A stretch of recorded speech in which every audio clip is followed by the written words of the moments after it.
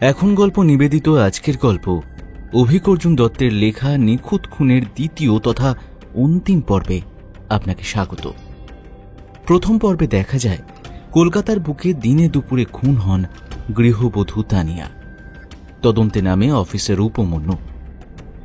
ধীরে ধীরে উঠে আসে গভীর ষড়যন্ত্র, মুখোশ পরা কিছু পরিচিত মুখ, প্রেম, পরকীয়া ও অবৈধ সম্পর্ক। পরকীয়ায় জড়ানো সুশান্ত খুন হয়। সন্দেহের তীর যায় তানিয়ার স্বামী সাত্তকের দিকে। তদন্তে উঠে আসে এক কন্ট্রাক্ট কিলার রফিকের নাম, যে আপাতত পলাতক। রফিককে ধরলেই ফাঁসবে আসল কাণ্ডারি। তাহলে চলুন জেনে নেওয়া যাক আসল খুনি কে।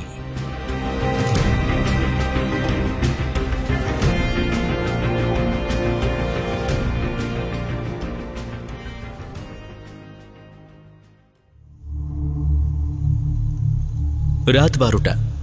চিংড়িহাটা ফ্লাইওভারে 7 জনের একটা পুলিশের দল নিয়ে দাঁড়িয়ে আছেন উপমন্যু। স্বরূপ বললেন, স্যার, আজকে এই আশাটা কি ঠিক হলো? ঠিক ভুল জানি না স্বরূপ, তবে রফিককে ছেড়ে রাখাটা বোধহয় মোটেই ঠিক হচ্ছে না। কে জানে, অন্য কারো সুপারি নিয়ে বসে আছে হয়তো। এই, তুমি স্মোক করবে নাকি? হ্যাঁ স্যার, মানে আপনি করবেন না? আরে না না, করলে করো, লজ্জা পাওয়ার কিছু নেই, যাও। স্বরূপ সিগারেট ধরালেন। ফ্লাইওভারে বেশ কয়েকটা লরি চলে গেল। পুলিশ দেখে টাকা দিতে গেলে উপমন্যুকে দেখে কেউ আর হাত বাড়ালো না। উপমন্যু হাসলেন। কি ইমেজ বানিয়েছো গো তোমরা, হ্যাঁ? বাহ। বাকিরা অন্যদিকে মুখ করল। পরক্ষণেই বাইকের শব্দে সবাই সচকিত হলো। বেশ জোরে কয়েকটা বাইক ফ্লাইওভারে উঠল। উপমন্যু বললেন, রাস্তাটা আটকাও আটকাও আটকাও। সঙ্গে সঙ্গে রেলিং দিয়ে রাস্তা আটকে দেওয়া হলো। বাইকাররা রেলিং অব্দি এসেই পুলিশের গাড়ি দেখে গাড়ি ঘোরাতে গেল। বাকিরা বেরিয়ে যেতে সফল হলেও একজনের কলার পাকড়ে দাঁড় করাতে পারলেন উপমন্যু। হেলমেটটা খুলুন খুলুন। খুব বেশি হলে 16-17 বছরের ছেলে। চুলগুলো লাল, হলুদ, কমলা বিভিন্ন রং করা, মুখ ভর্তি পান মশলা। বাইক থেকে নামুন নামুন।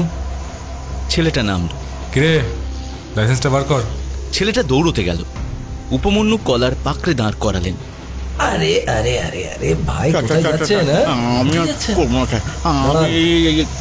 কান ধরছি, আমাকে ছেড়ে দিন স্যার, আমি আর করবো না। আমি ওটবোট করছি স্যার, ওটবোট করছি sir. Sir sir sir sir. Speed কত ছিল গাড়ির? বেশি না স্যার, ওই 100 মতো ছিল। উপমন্যু চোখ কপালে তুলে বললেন, মাই গড, 100? কি অবস্থা দেখো। বলি, মরে গেলে কি হতো, হ্যাঁ? বা অ্যাক্সিডেন্ট হলে কি হতো? বাড়িতে কে কে আছেন?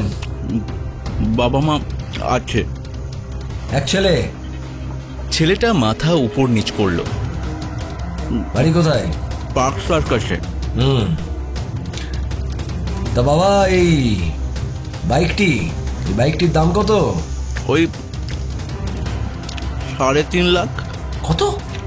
3.5 লাখ স্যার। আচ্ছা, বাড়িতে বাবা মা অ্যালাউ করেন?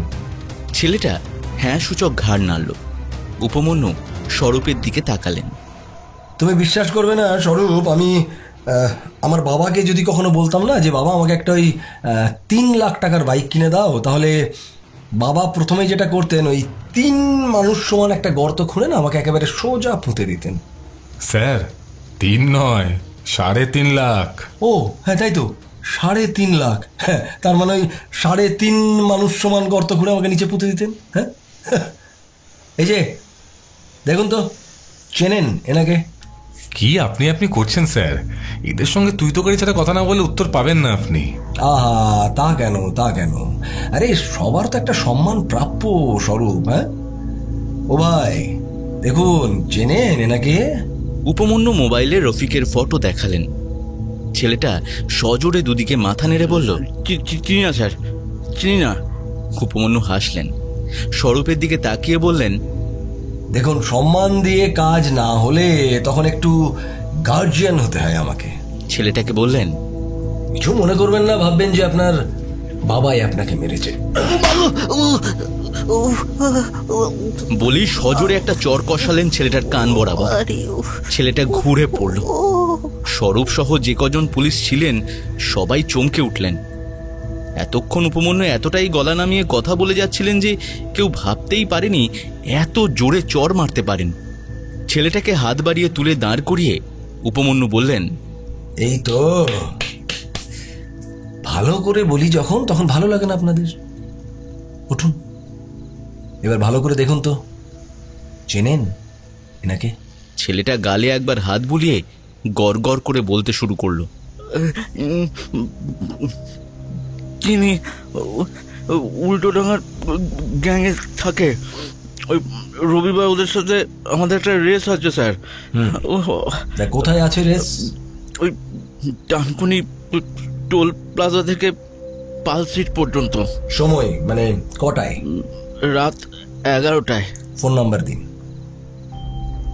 আপনার ফোন নাম্বারটা দিন। ছেলেটা নাম্বার বলল। উপমন্যু সেই নাম্বারে ফোন করতে ছেলেটার ফোন বেজে উঠল। উপমন্যু বললেন, শুনুন, আমরা হচ্ছি কলকাতা পুলিশ, বুঝেছেন? যদি চাই তাহলে চাঁদ থেকে নামিয়ে থাবড়ে জিজ্ঞাসা করতে পারতাম। আচ্ছা, এতক্ষণ আপনার সঙ্গে যা যা হলো সেটা যেন কেউ জানতে না পারে, মনে থাকবে? আর রবিবার দিন আপনি কিন্তু রেসে যাবেন, আর ইন বিটুইন আমাদের সঙ্গে আপডেটেড থাকবেন, ঠিক আছে? আসুন। ছেলেটা ভয়ে ভয়ে মাথা নাড়ল। উপমন্যু পকেট থেকে 100টা টাকা বের করে, 1 মিনিট, এটা ধরুন, সামনে দোকান আছে, কিছু খেয়ে নেবেন, ঠিক আছে? যান। ছেলেটা বাইক নিয়ে হুড়মুড় করে বেরিয়ে গেল। স্যার, একটা কথা বলি, কিছু মনে করবেন না তো? মানে প্রথমবার দেখলাম আর কি পুলিশ কাউকে টাকা দিচ্ছে। হাসালে স্বরূপ, হাসালে।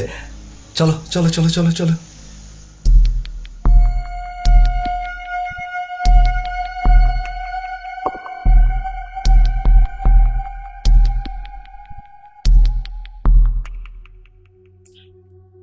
প্রায় ভোর 4টেতে উপমন্যু বাড়ি ফিরলেন। পিয়ালি ঘুম ঘোরে দরজা খুলে তার দিকে কটমট করে তাকিয়ে আবার ঘুমোতে চলে গেলেন। উপমন্যু জামা কাপড় চেঞ্জ করে খাটে গিয়ে শুলেন। চোখ বন্ধ করলেই বারবার রফিকের মুখটা ভেসে উঠছিল। অদ্ভুত ছেলে এই রফিক, এত নিরীহ মুখ দেখে কেউ বুঝতে পারবে না আসলে কি মারাত্মক একজন ক্রিমিনাল।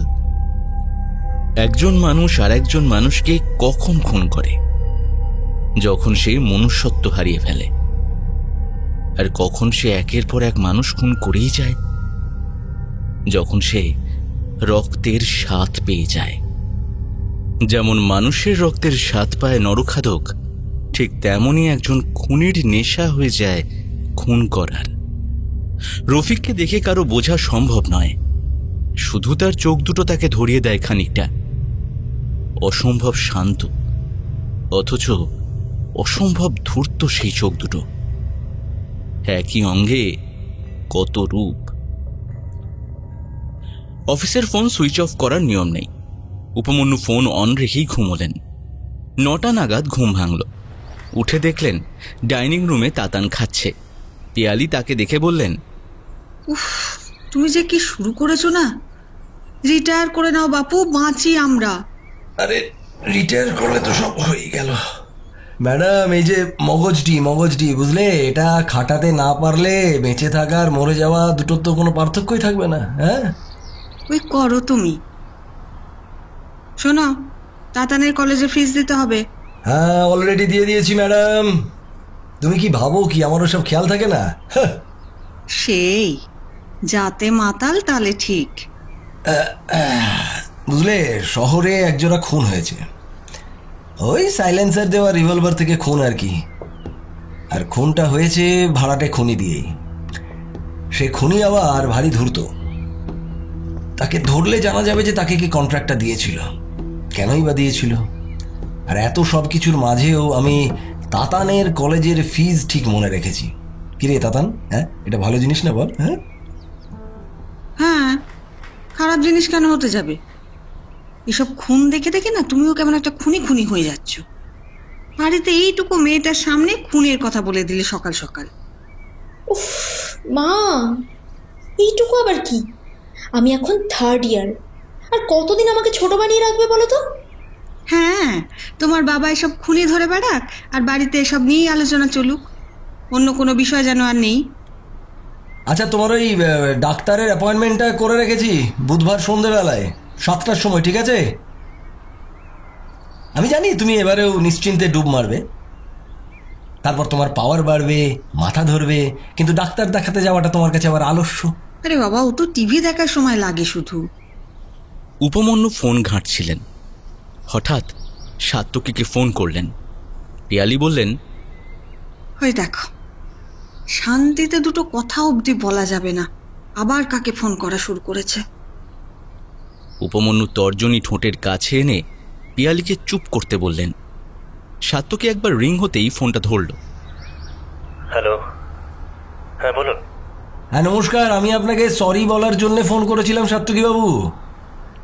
হ্যাঁ, আসলে সেদিনে আপনাকে খুব বাজে সময়ে ডিস্টার্ব করে ফেলেছিলাম, তো তাই।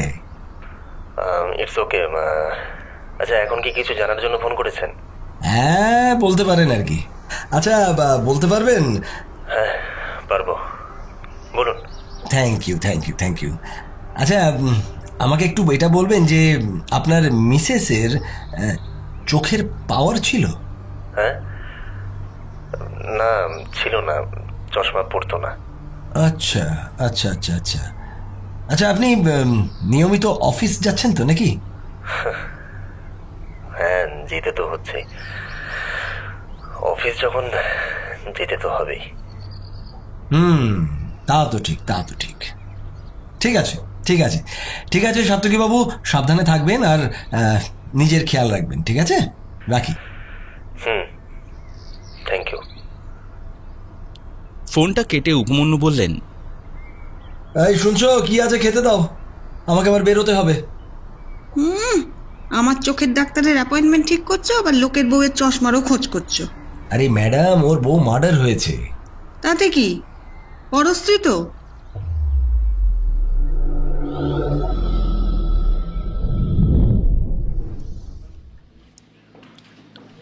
অফিসে পৌঁছে উপমন্যু দেখলেন তার চেম্বারের সামনে স্বরূপ ঘুরঘুর করছেন।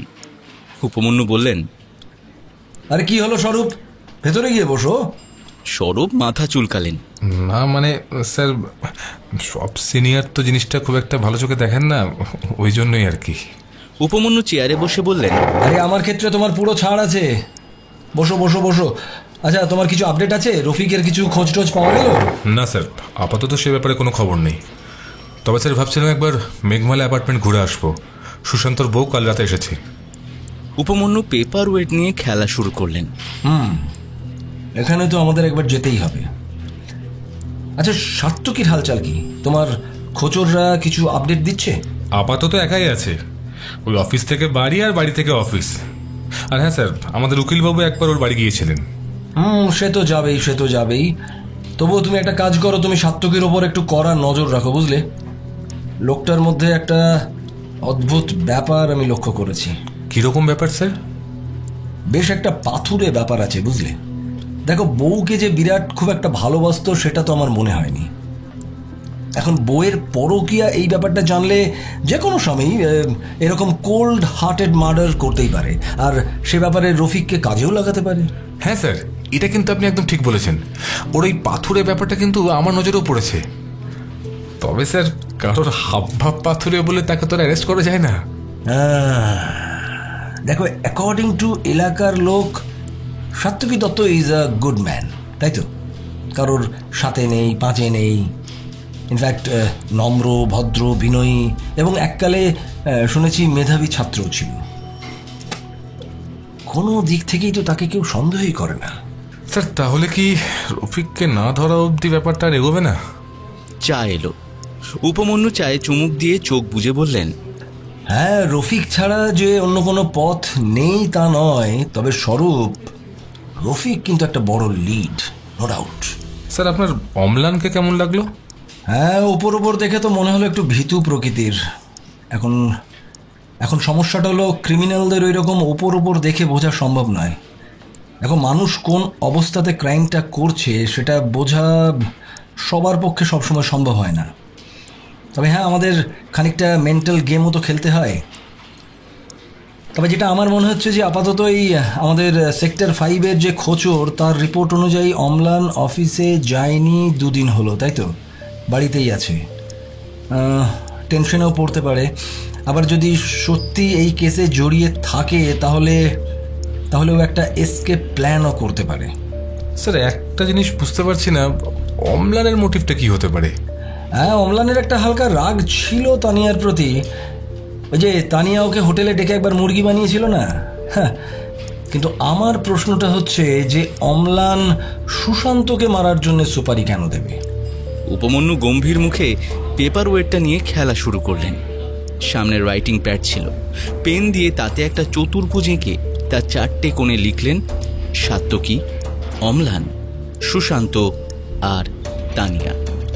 তারপর বিড়বিড় করলেন, সাত্যকী, অম্লান, সুশান্ত, তানিয়া।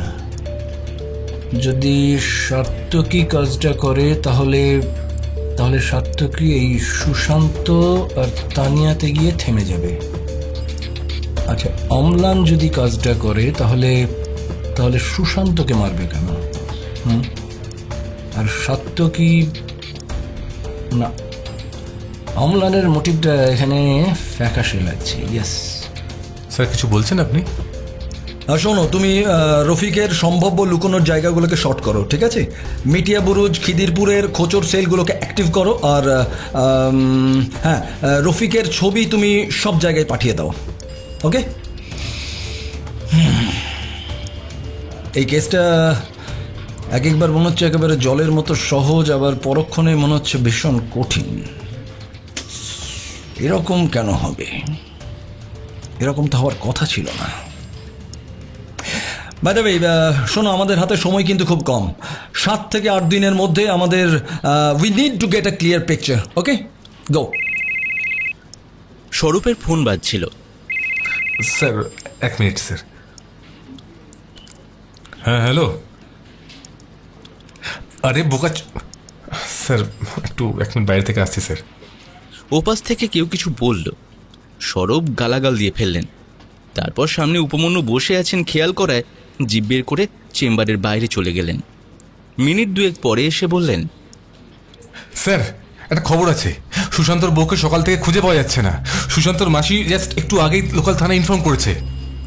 উপমন্যু ভ্রু কুঁচকে কয়েক সেকেন্ড বসে রেখে চতুর্ভুজটা কেটে পঞ্চভুজ এঁকে বাকি কোণে লিখলেন, সুশান্তর স্ত্রী, কি নাম যেন? ভুলে গেছি। আচ্ছা, এই নামটা কি এত শুনেছি?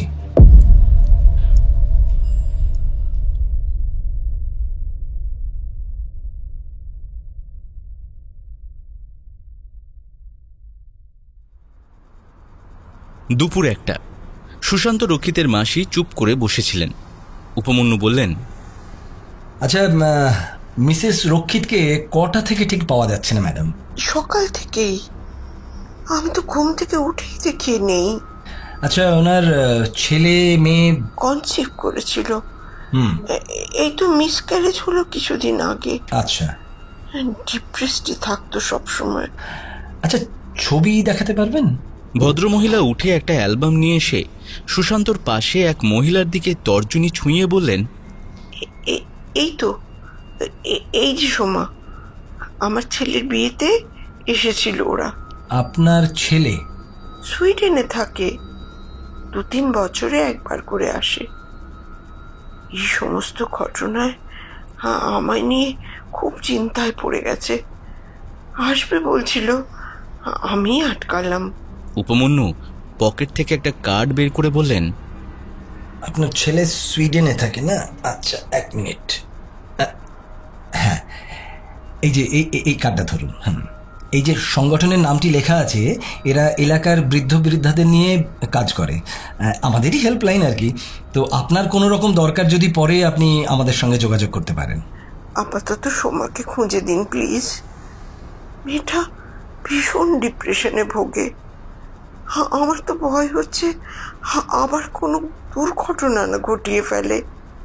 উপমন্যু চকিতে স্বরূপের দিকে তাকিয়ে ভদ্রমহিলার দিকে ঝুঁকে বললেন, মানে মানে এর আগে এই ধরনের দুর্ঘটনা উনি ঘটিয়েছিলেন নাকি? এই ঘুমের ওষুধ খেয়ে ফেলেছিল। কি কারণ সেটা আমি অনেকবার জিজ্ঞেস করেও বলেনি। কোনো মতে বাঁচিয়ে আনা হয়েছিল সেবার। ও আই সি। আচ্ছা ম্যাডাম, এটা ঠিক কতদিন আগের ঘটনা? এই মাস 6 হলো। ওকে। আচ্ছা স্বরূপ, একটা কাজ করো, তুমি মিসেস রক্ষিতের ছবি মিসিং স্কোয়াডে পাঠিয়ে দাও শীঘ্রই। আর হাসপাতাল, স্টেশন, বাস স্টপ সমস্ত জায়গায় সিসিটিভি ফুটেজগুলো চেক করতে বলে দাও, ঠিক আছে? তুমি দেরি করো না, যাও। স্বরূপ অ্যালবামটা নিয়ে উঠে গেলেন। মোবাইলে ছবি তুলে যা যা করার করতে শুরু করলেন। দেখুন, আপনার ওপর দিয়ে যে একটা ভীষণ স্ট্রেস যাচ্ছে সেটা আমরা বুঝতে পারছি। আপনি এই অবস্থাতেও একটু প্লিজ স্বাভাবিক থাকারই চেষ্টা করুন। আর আপনার ফ্যামিলির কেউ যদি কাছাকাছির মধ্যে থাকে তাকে যদি আপনার কাছে এসে থাকতে বলেন তাহলে ভালোই হয় আর কি। সোমা তো ফ্যামিলিরই ছিল। আমি ভেবেছিলাম ওকে বুঝিয়ে সুঝিয়ে এখানেই রাখবো কদিন। আচ্ছা, ওর বাপের বাড়িটা ঠিক কোথায়? মুম্বাইয়ের থানেতে। ওর বাবা ওখানে ব্যবসায়ী, মুম্বাইতে বড় হয়েছে ও। আচ্ছা, এই সুশান্ত কেমন ছেলে ছিল আপনার কি মনে হয়? ভদ্রমহিলা উপমন্যুর দিকে সরাসরি তাকিয়ে বললেন, এ কেমন প্রশ্ন? দেখুন, ও তো আপনার বোনপো, আপনার অত্যন্ত স্নেহের, সেটা বুঝতেই পারছি। কিন্তু দেখুন, কোনো চরিত্রকে বিশ্লেষণ করতে গেলে তো স্নেহের চশমাটাকে দূরে সরিয়ে রেখেই সেটা বিশ্লেষণ করা উচিত। আর আপনাকে তো আমি বলবো যে যদি নিরপেক্ষভাবে সুশান্ত রক্ষিতকে বিচার করতে হয় তাহলে তিনি কেমন ছেলে ছিলেন সেটা যদি আমাদের একটু বলতে পারেন। ভদ্রমহিলা কয়েক সেকেন্ড মাথা নিচু করে বসে থাকলেন, তারপর বললেন, ও আমাদের সবারই খুব প্রিয় ছিল। তবে ওর কিছু। বলুন বলুন বলুন, থামবেন না, বলুন না। আমি বলতে না চাইলে কিছু অসুবিধে আছে? আমার খুব অস্বস্তি হচ্ছে। নারী ঘটিত কোনো ব্যাপার? ভদ্রমহিলা মাথা নিচু করে বললেন, আপনারা সোমার কোনো খোঁজ পেলে দেখুন তাড়াতাড়ি কি করা যায়। আমাকে এবার ছেড়ে দিন দয়া করে। উপমন্যু দাঁড়িয়ে পড়লেন। ঠিক আছে ম্যাডাম, আপনি আমার এই নাম্বারটা একটু রেখে দিন, আর যদি আপনার পরে কিছু মনে পড়ে আমাকে বলতে পারেন, ঠিক আছে? আজকে তাহলে উঠি। ও হ্যাঁ, by the way, Mrs Tania Dutta আপনাদের আত্মীয় তো, তাই না? সুশান্তর মাসি একটু চমকে উঠে স্বাভাবিক গলায় বললেন, হ্যাঁ, ভালো মেয়ে তো ছিল। এবারে আসুন আপনারা। উপমন্যু সুশান্তর মাসির দিকে একবার তাকিয়ে স্বরূপকে বললেন, চলো স্বরূপ। দুজনে ফ্ল্যাট থেকে বেরোলেন। স্বরূপ বললেন, স্যার, কি ব্যাপার বলুন তো? আমার তো মনে হচ্ছে ভদ্রমহিলা কিন্তু কিছু চেপে যাচ্ছেন। সুশান্ত চরম বেলেনলা টাইপ ছেলে ছিল, বুঝলে? ওইসবই কোনো কেস হবে আর কি। যাকে বাদ দাও, আপাতত তুমি ওই মিসেস রক্ষিতকেই খোঁজো। আচ্ছা, কি ব্যাপার বলো তো স্বরূপ? যখনই মনে হয় যে কাউকে একটা জিজ্ঞাসাবাদ করব, কোনো একটা ক্লু পাওয়া যাবে, ঠিক নিখোঁজ হয়ে যাচ্ছে। উপমন্যু চিন্তিত মুখে গাড়িতে গিয়ে বসলেন।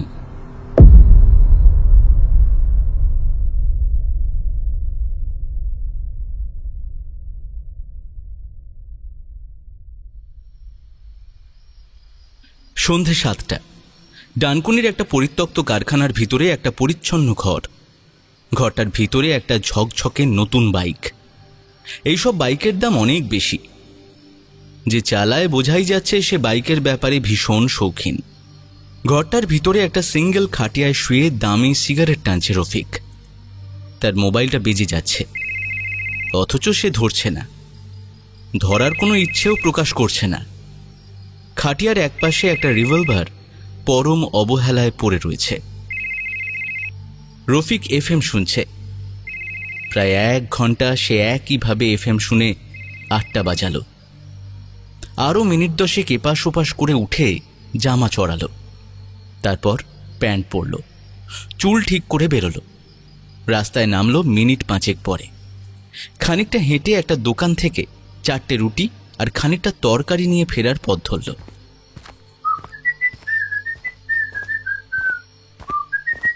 কারখানার সামনে পৌঁছে দেখলো একটা বাইক দাঁড়িয়ে আছে। রফিক থমকে দাঁড়ালো। পরক্ষণেই তার মুখে হাসি খেলে গেল। কারখানার ভিতরে ঢুকে দেখলো তার ঘরের সামনে একটা ছোট্ট টুলে একজন ভদ্রলোক বসে আছেন। কি ব্যাপার সাহেব, এ তল্লাটে চিনতে অসুবিধা হয়নি তো? ফোন ধরছিলে না কেন? রফিক চাবি দিয়ে তার ঘরের তালা খুলে ঘরে ঢুকতে ঢুকতে বলল, দাঁড়ান, তালাটা খুলি। কোথায় গেল সেটা? এই পকেটে পেয়েছি। মুড লাগছিল না, তা বলে আপনি চলে আসবেন সেটা আমি বুঝিনি। লোকটা রফিকের ঘরের ভিতর ঢুকে খাটিয়ার উপর বসে পড়ে রুমাল দিয়ে ঘাম মুছে বলল, তোমাকে কিন্তু ওরা গরু খোঁজা খুঁজছে।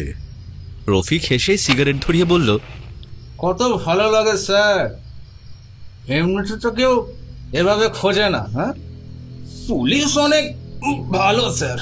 বলুন। তুমি রোববার রেস করবে? হ্যাঁ, বাজি আছে, রেস তো করতেই হবে। কত টাকার বাজি? আমি দিচ্ছি, রেসে যেতে হবে না। রফিক লোকটার দিকে কয়েক সেকেন্ড তাকিয়ে বলল, 10 লাখ দেবেন? হ্যাঁ, 10 লাখ? আপনি কি ভেবেছেন? হ্যাঁ, এটা গাধার রেস নাকি? সালা এতগুলো টাকা দিয়ে বাইকগুলো কেনা হয় কি মুখ দেখতে? সালা। লোকটা খানিকটা ইতস্তত করে বলল, এত টাকা? রফিক মোবাইল বের করে খানিকটা খোটাখুটি করে বলল, দাঁড়ান দেখাচ্ছি। এই যে মেসেজগুলো পড়ুন, দেখুন কত টাকার। লোকটা মোবাইলটা নিয়ে দেখল, সত্যি বাজি 10 লাখ টাকারই হয়েছে। রফিককে মোবাইলটা ফেরত দিয়ে বলল, ঠিক আছে, টাকাটা তোমায় আমি দিয়ে দেবো, রেসে যেতে হবে না। ধুর, আপনি কি ভাবছেন? হ্যাঁ, ওই বুড়োটা আমার ধরে ফেলবে? আপনি খেপেছেন নাকি? সালা ওটা নড়তে চড়তে 10 দিন লাগে, অত ভাবতে হবে না, আমি বুঝে নেব। আমি ভাবিনি, আমি শুধু বলেছি তুমি যাচ্ছ না। রফিক কয়েক সেকেন্ড চুপ করে থেকে বলল, না, আমি যাব, কাজ হয়ে গেছে। আর এখন আমি কি করব সেটা আপনি ঠিক করে দেবেন না সাহেব, আমি কিন্তু যাব। হ্যাঁ, ঠিক আছে, যেও, আসি। এই যে শুনুন, আপনি এটা বলতে এত দূরে এলেন? হ্যাঁ। লোকটা পকেট থেকে একটা ছোট্ট খাম আর একটা তাস বের করলো। তাসটা রফিকের খাটিয়ার উপর রেখে খামটা তাসের ওপর খালি করে দিল। মুখটা নামিয়ে নাক দিয়ে কয়েকটা ড্রাগস শরীরের ভিতর চালান করে দিয়ে বলল,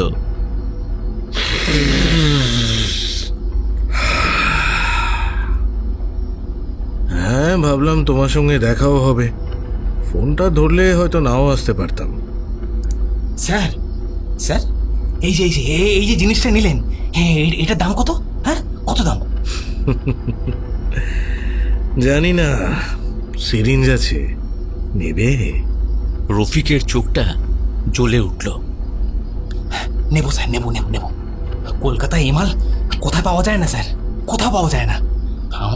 আমাকে একটা দেবেন, একটা দেবেন। হ্যাঁ, দিতে পারি, তবে তোমাকে কথা দিতে হবে তুমি রেসে যাবে না। রফিক লোকটার দিকে তাকিয়ে বলল, নেহাত আপনার সঙ্গে ডিলটা হয়েছিল, নইলে আপনাকে সাবার করে মালটা নিতে আমার 5 মিনিটও লাগতো না। হ্যাঁ। লোকটা হাসল, প্যান্টের পকেট থেকে একটা সিরিঞ্জ বের করে খাটিয়ার উপর ছুঁড়ে দিয়ে বলল, রেখে গেলাম, লোডেড আছে, যদি যাও তাহলে সিরিঞ্জটা যেন ইউজ না হয়। রফিক জুলজুলে চোখে লোকটার দিকে তাকিয়ে হাসল। আপনি খুব ভালো স্যার, খুব ভালো, মাইরি বলছি, খুব ভালো স্যার। গুড নাইট, ভালো থেকো। রফিকের ঘর থেকে লোকটা বেরিয়ে গেল। সিরিঞ্জটা খাটিয়ার ওপর পড়ে আছে। রফিক কয়েক সেকেন্ড সেটার দিকে জুলজুলে চোখে তাকিয়ে বলল, সালা, সামনে মাল থাকবে আর আমি বসে থাকবো। হ্যাঁ, ফাক সালা। সিরিঞ্জটার উপর ঝাঁপিয়ে পড়ে সেটা হাতিয়ে রফিক নিজের হাতে সিরিঞ্জটা ইনজেক্ট করল। করার মিনিট দুয়েকের মধ্যেই তার হঠাৎই মাথাটা ঘুরে গেল, মুখ থেকে গ্যাঁজলা উঠতে শুরু করলো। মনে হতে লাগলো তার গলাটা কেউ টিপে ধরেছে। তীব্র যন্ত্রণায় ছটপট করতে করতে সে মেঝেতে দাপাতে দাপাতে একসময় স্থির হয়ে গেল। মিনিট 10 বাদে লোকটা ঘরটায় ঢুকে সাদা কাপড় দিয়ে সন্তর্পণে রুমাল দিয়ে সিরিঞ্জটা তুলে নিয়ে বেরিয়ে চলে গেল।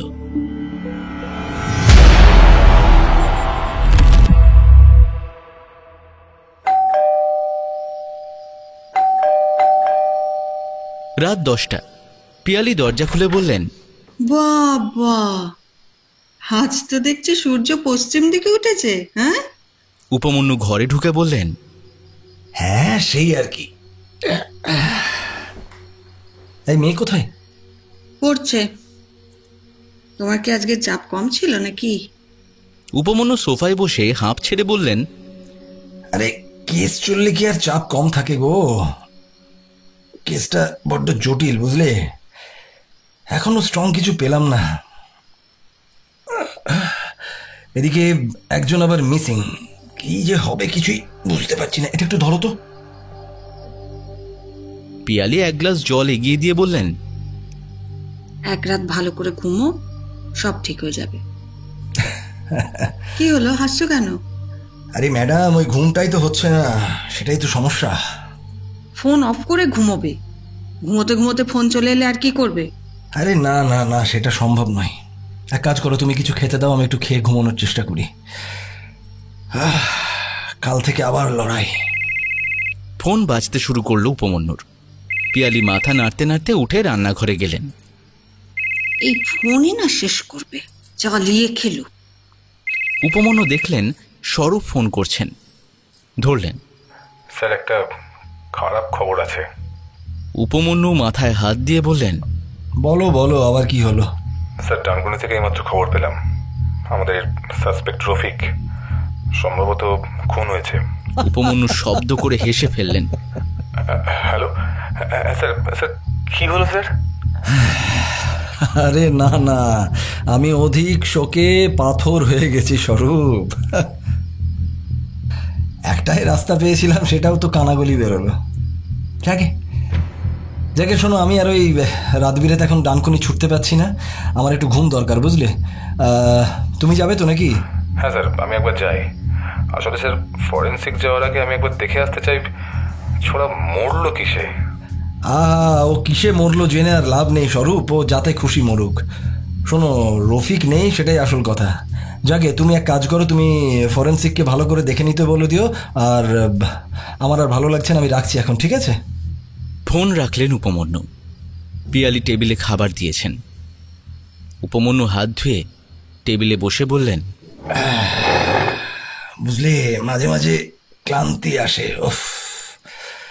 তখন আর এই চাকরিটা করতে ভালো লাগে না। খেয়ে ঘুমো। উপমন্যু চুপ করে খেয়ে গেলেন।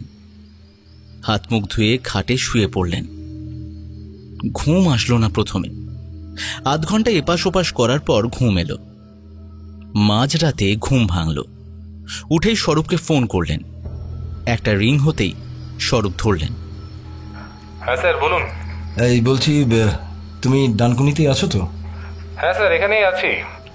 স্যার, ফরেন্সিকের পারিয়াল বলছে সম্ভবত রফিককে বাইরে থেকে পয়জন ইনজেক্ট করা হয়েছিল। তবে সেটা নিজে থেকে নিয়েছে নাকি কেউ দিয়েছে সেটা এখনো স্যার ক্লিয়ার নয়। আচ্ছা, বডিটা কোথায় পাওয়া গেছে? স্বরূপ লোকেশন বললেন। মানে কে কে আবিষ্কার করলো, কে দেখেছে বডিটা প্রথম? হ্যাঁ স্যার, ওই একটা পাগল টাইপের লোক, ওই এভারনেট কারখানাটায় শুতে আসতো। তো সেরকম শুতে এসে বডিটা দেখতে পাই, আর তারপরে চিৎকার করে লোকজন জড়ো করে আর কি।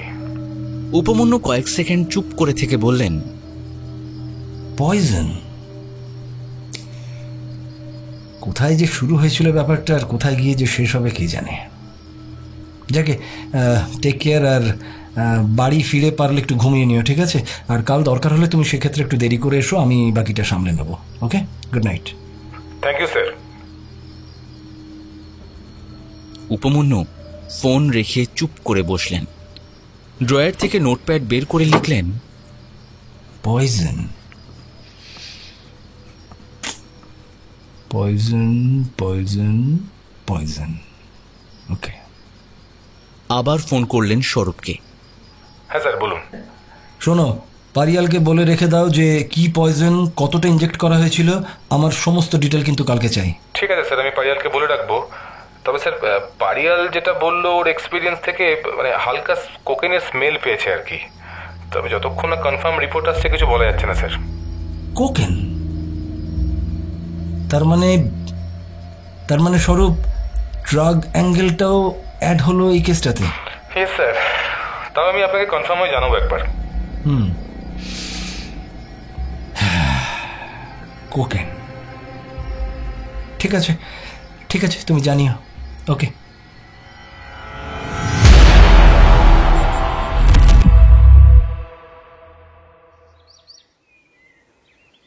উপমন্যুর ঘুম ভাঙল সকাল 7টায়। পিয়ালি রান্না বসিয়েছেন। উপমন্যু বারান্দা থেকে খবরের কাগজ নিয়ে ডাইনিং টেবিলে কাগজ পেতে বসলেন। আজ কখন বেরোবে? 8:30। কি ব্যাপার বলো তো, তোমাকে ক্লান্ত লাগছে যেন কেমন একটা। হ্যাঁ, ক্লান্তি চলে আসে মাঝে মাঝে আর কি।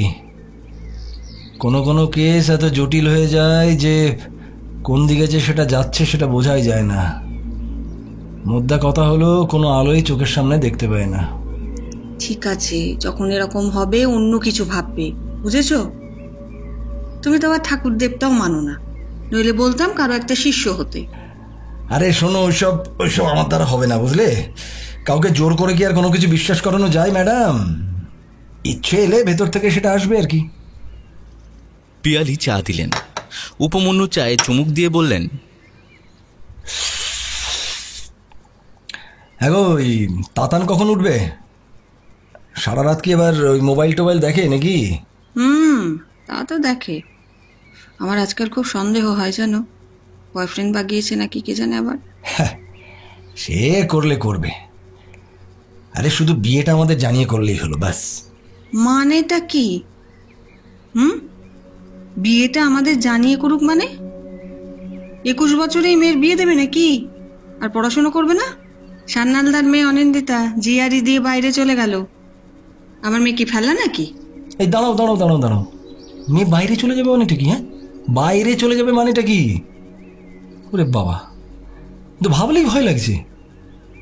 পিয়ালি, যাই বলো তাই বলো, এই মেয়ে যখন ছোট ছিল না তখনই ভালো ছিল। এই বড় হয়ে যাওয়া মানে তো ঝামেলা গো। হ্যাঁ, পুলিশের মুখে কি কথা? হ্যাঁ, এত ভয়? আরে ছাড়ো ছাড়ো ছাড়ো, পুলিশ হোক আর রবীন্দ্রনাথ, বুঝলে, মেয়েকে নিয়ে ভয় সবার। হ্যাঁ, ওই যে তুমি পড়োনি যে মেয়ে বেলার বিয়ে দিয়েছিলেন বিহারীলাল চক্রবর্তীর ছেলের সাথে, তারপরে কি পরিণতি হয়েছিল সেটা তো জানো নিশ্চয়ই। দেখো, আমাদের আদরের মেয়ে যখন অন্য বাড়িতে যায়, আরে বাবা, তখন কি আর ওই একই আদর অন্য বাড়িতে পায়? কথাটা বলেই উপমন্যু উঠলেন। পিয়ালি অবাক হলেন। কি হলো? এই, আসছি, 1 মিনিট। নিশ্চয়ই কিছু মনে পড়েছে। শান্তিতে দুদণ্ড কথা বলা যায় না তোমার সঙ্গে বাপু। পিয়ালি গজগজ করতে লাগলেন। উপমন্যু ফোন এনে ফোনে নোট লিখলেন। তানিয়া দত্তের বাবা মায়ের সঙ্গে দেখা করতে হবে। লেখা হয়ে গেলে উপমন্যু পিয়ালির দিকে তাকালেন। হ্যাঁ, আমরা কোথায় ছিলাম জানো? কোথায় ছিলাম মনে থাকে? কথা বলতে বলতে চলে গেলে, অদ্ভুত ব্যাপার। শোনো শোনো শোনো, আমার কথাটা তো শোনো। বলো। বলছি, একজন মহিলা খুন হয়েছেন। জানি, সেই কেস তুমি ইনভেস্টিগেট করছো। হ্যাঁ, এক্স্যাক্টলি। আর যিনি খুন হয়েছেন তার বাবা মায়ের মনের মধ্যে কি চলছে সেটা আশা করি তুমি বুঝতে পারছো। পিয়ালির মুখটা শুকিয়ে গেল এবার। আহারে, তা ঠিক। এদিকে আরেকজন মহিলা যার স্বামী খুন হয়েছেন, তিনি আবার নিখোঁজ। তার আবার শুনলাম কিছুদিন আগে নাকি মিসক্যারেজ হয়েছিল। আহারে, লোকের কত কষ্ট বলো। হ্যাঁ, এখন ব্যাপার হচ্ছে যে এই যে দুজন খুন হয়েছেন, এরা দুজনে আবার একে অপরের দূর সম্পর্কের ভাই বোন। এখন মুশকিলটা হচ্ছে যে মানে আমাদের সন্দেহ যে ওই বিয়ের পরেও দুজনের মধ্যে শারীরিক সম্পর্ক একটা ছিল আর কি। পিয়ালির তৎক্ষণাৎ মুড চেঞ্জ হয়ে গেল। ঝ্যাঁটামারি এমন সম্পর্কে। ঝাঁটামারি কেন? ঝ্যাঁটামারি না, ভালোবাসা থাকলে বিয়ে কর না, কে বারণ করেছে? আর একজনের জীবন নষ্ট করার কি দরকার ছিল? হ্যাঁ, yes yes yes, good point, very good point. হ্যাঁ, এটা তুমি ঠিক বলেছো, ঠিক বলেছো। পিয়ালি উঠলেন। থাক, তোমার কেসগুলো আমি আর শুনবো না। এগুলো শুনলে না সারাদিন আমার মাথার মধ্যে এগুলোই ঘুরতে থাকে, আর কোনো কাজ হয় না। Okay madam, good decision. ভাত খেয়ে যাবে তো? হ্যাঁ, ভাত খেয়ে যাবো। পিয়ালি রান্নাঘরে চলে গেলেন। উপমন্যু কয়েক সেকেন্ড চুপ করে বসে সাহাকে ফোন করলেন। বেশ কয়েকবার রিং হবার পর সাহা ধরলেন। বলুন সাহেব। হ্যাঁ শাহবাবু, একটা সাহায্য চাই। বলুন। হ্যাঁ মানে আপনার মক্কেল মানে সাত্তকী বাবুর শ্বশুর শাশুড়ির সঙ্গে একবার দেখা করানোর একটা ব্যবস্থা করা যেতে পারে?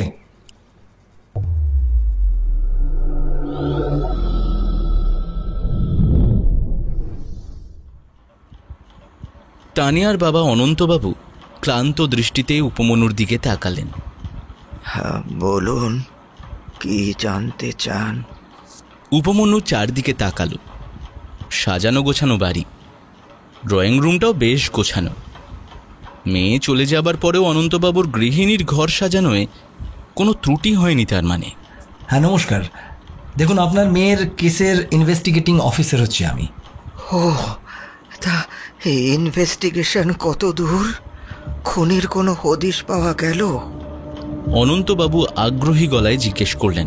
হ্যাঁ হদিশ পাওয়া যাবে, পালিয়ে আর কোথায় বাঁচবে। আচ্ছা, আমি আপনার মেয়ের সম্পর্কে কিছু ইনফরমেশন নিতে এসেছি আপনাদের কাছ থেকে। দরজায় একটা ছায়া দেখা গেল। উপমন্যু অনন্তবাবুর দিকে তাকালেন। উনি নিশ্চয়ই আপনার স্ত্রী।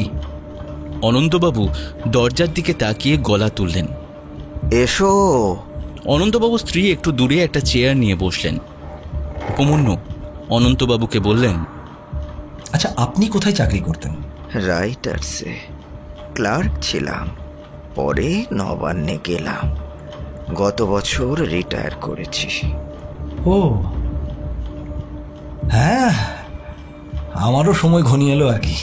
এই বয়সে এসে সন্তান বিয়োগ, আমরা স্বামী স্ত্রী খুব ভেঙে পড়েছি অফিসার। আপনারা কোথাও একটা বেড়াতে গিয়েছিলেন শুনেছিলাম। হ্যাঁ, বাড়ি ফিরেই তো খবরটা পেলাম। আমি আর দেখতে যেতে পারিনি ওকে, সে শক্তি ঈশ্বর আমায় দেননি। উপমন্যু কয়েক সেকেন্ড চুপ করে বসে থেকে বললেন, দেখুন আমি আপনাদের খুব একটা বেশি সময় নেব না, কয়েকটা প্রশ্ন করেই আমি চলে যাব। আপনাদের এই মুহূর্তে বিরক্ত করাটা বোধহয় ঠিক হবে না। না অফিসার, এ কেসের ইনভেস্টিগেশনের জন্য যা যা তথ্য লাগবে আমার কাছে চাইবেন। আমাদের মেয়ে গেছে, সব থেকে বেশি কষ্ট তো আমাদেরই হবে। হ্যাঁ সেই মানে আমিও তো একজন মেয়ের বাবা, আপনাদের কষ্টটা আমি বুঝতে পারছি। অনন্তবাবু স্ত্রী মুখে আঁচল দিয়ে কেঁদে উঠলেন। আচ্ছা কিছু যদি মনে না করেন আমাকে বলবেন যে সাত্তকী বাবু সম্পর্কে আপনাদের মতামতটা কি? জামাই আমার অত্যন্ত ভালো ছেলে, এরকম ভদ্র ছেলে খুব কম পাওয়া যায়। আরেকটা ব্যাপার দেখি আমি, ওর মধ্যে একটা অদ্ভুত পারফেকশন আছে। যে কাজটাই করবে একেবারে নিখুঁতভাবে করবে। উপমন্যু ভ্রু তুললেন। সেটা কিরকম? এই যেমন বিয়ের পর ওরা এসেছে বুঝলেন, আমাদের একটা চেয়ারের পায়া একটু ভেঙে গেছিল। জামাইয়ের কি মনে হলো হাতুড়ি নিয়ে লেগে পড়ল, আর যতক্ষণ না ওই পায়াটা বাকি পায়াগুলোর সঙ্গে একরকম দেখতে লাগলো, ও লড়াই চালিয়ে গেল। আমরা বলছি থামো বাবা থামো, এতেই কাজ হয়ে যাবে, কিছুতেই শোনে না। আচ্ছা এই ঘটনাটা আপনার এতটা গুরুত্বপূর্ণ কেন মনে হলো? না, গুরুত্বপূর্ণ ঠিক না। দিরাগমনে এসে শ্বশুর বাড়ির চেয়ার নিয়ে কোনো জামাই এতটা কসরত করবে সেটাই অদ্ভুত লেগেছিল আর কি। অনন্তবাবুর মুখে খানিকটা হাসি এলো। এছাড়াও অনেক কাণ্ড আছে। রুমুর মুখেই শুনেছিলাম। ছেলেটা বড্ড ভালো, বুঝলেন? রুমু মানে তানিয়ার ডাক নাম, তাই তো? হ্যাঁ, আমরা ওকে রুমু নামেই ডাকি। আচ্ছা, আর কি কি নিখুঁত ব্যাপার আপনার এই মুহূর্তে মনে পড়ছে? এই ধরুন, ওই জামা গোছানো, শাড়ি ভাঁজ করা। ওদের বাড়িতে গিয়েও দেখেছি অফিস থেকে ফিরে জামাই জামা আর শাড়ি ভাঁজ করতে বসে গেছে, আর সে যেন একেবারে দোকানের মতো।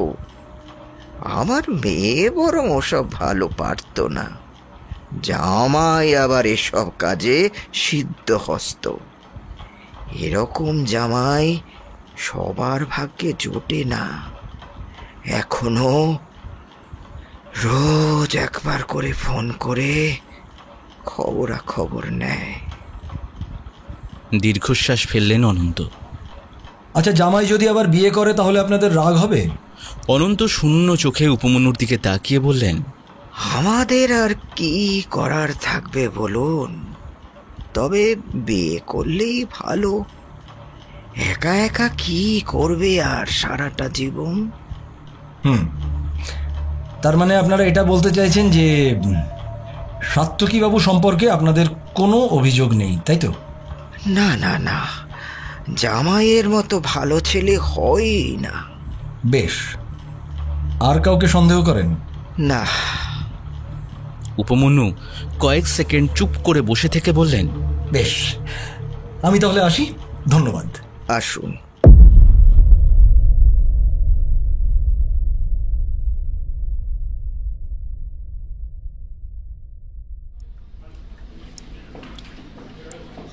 হ্যালো সাত্তকীবাবু। হ্যাঁ বলুন। বলছিলাম, ভালো আছেন? হ্যাঁ আছি একরকম, আপনি বলুন। আরে বলছিলাম যে আমি আমার সেদিনের রাতের বিহেভিয়ারের জন্য এক্সট্রিমলি সরি, এটা বলতেই আপনাকে ফোন করেছিলাম, বুঝলেন? অ্যাকচুয়ালি আপনি বোঝেনি তো যে একটা থিঙ্কিং প্রসেসের মধ্যে ছিলাম, তো তাই কতটা রাত হয়ে গেছে সেটা আর বুঝতে পারিনি। I am sorry. It's okay. আর কেসটা নিয়ে কোনো আপডেট? হ্যাঁ, ওই যে বাস্টারটা আপনার স্ত্রীকে মার্ডার করেছিল সে নিজেও খুন হয়েছে, সেটা শুনেছেন? ও প্রান্তে নীরবতা নেমে এলো। হ্যালো। হ্যাঁ হ্যাঁ বলছি। হ্যাঁ, আপনাকে এই খবরটা দেবার জন্যই ফোন করেছিলাম। কে সে?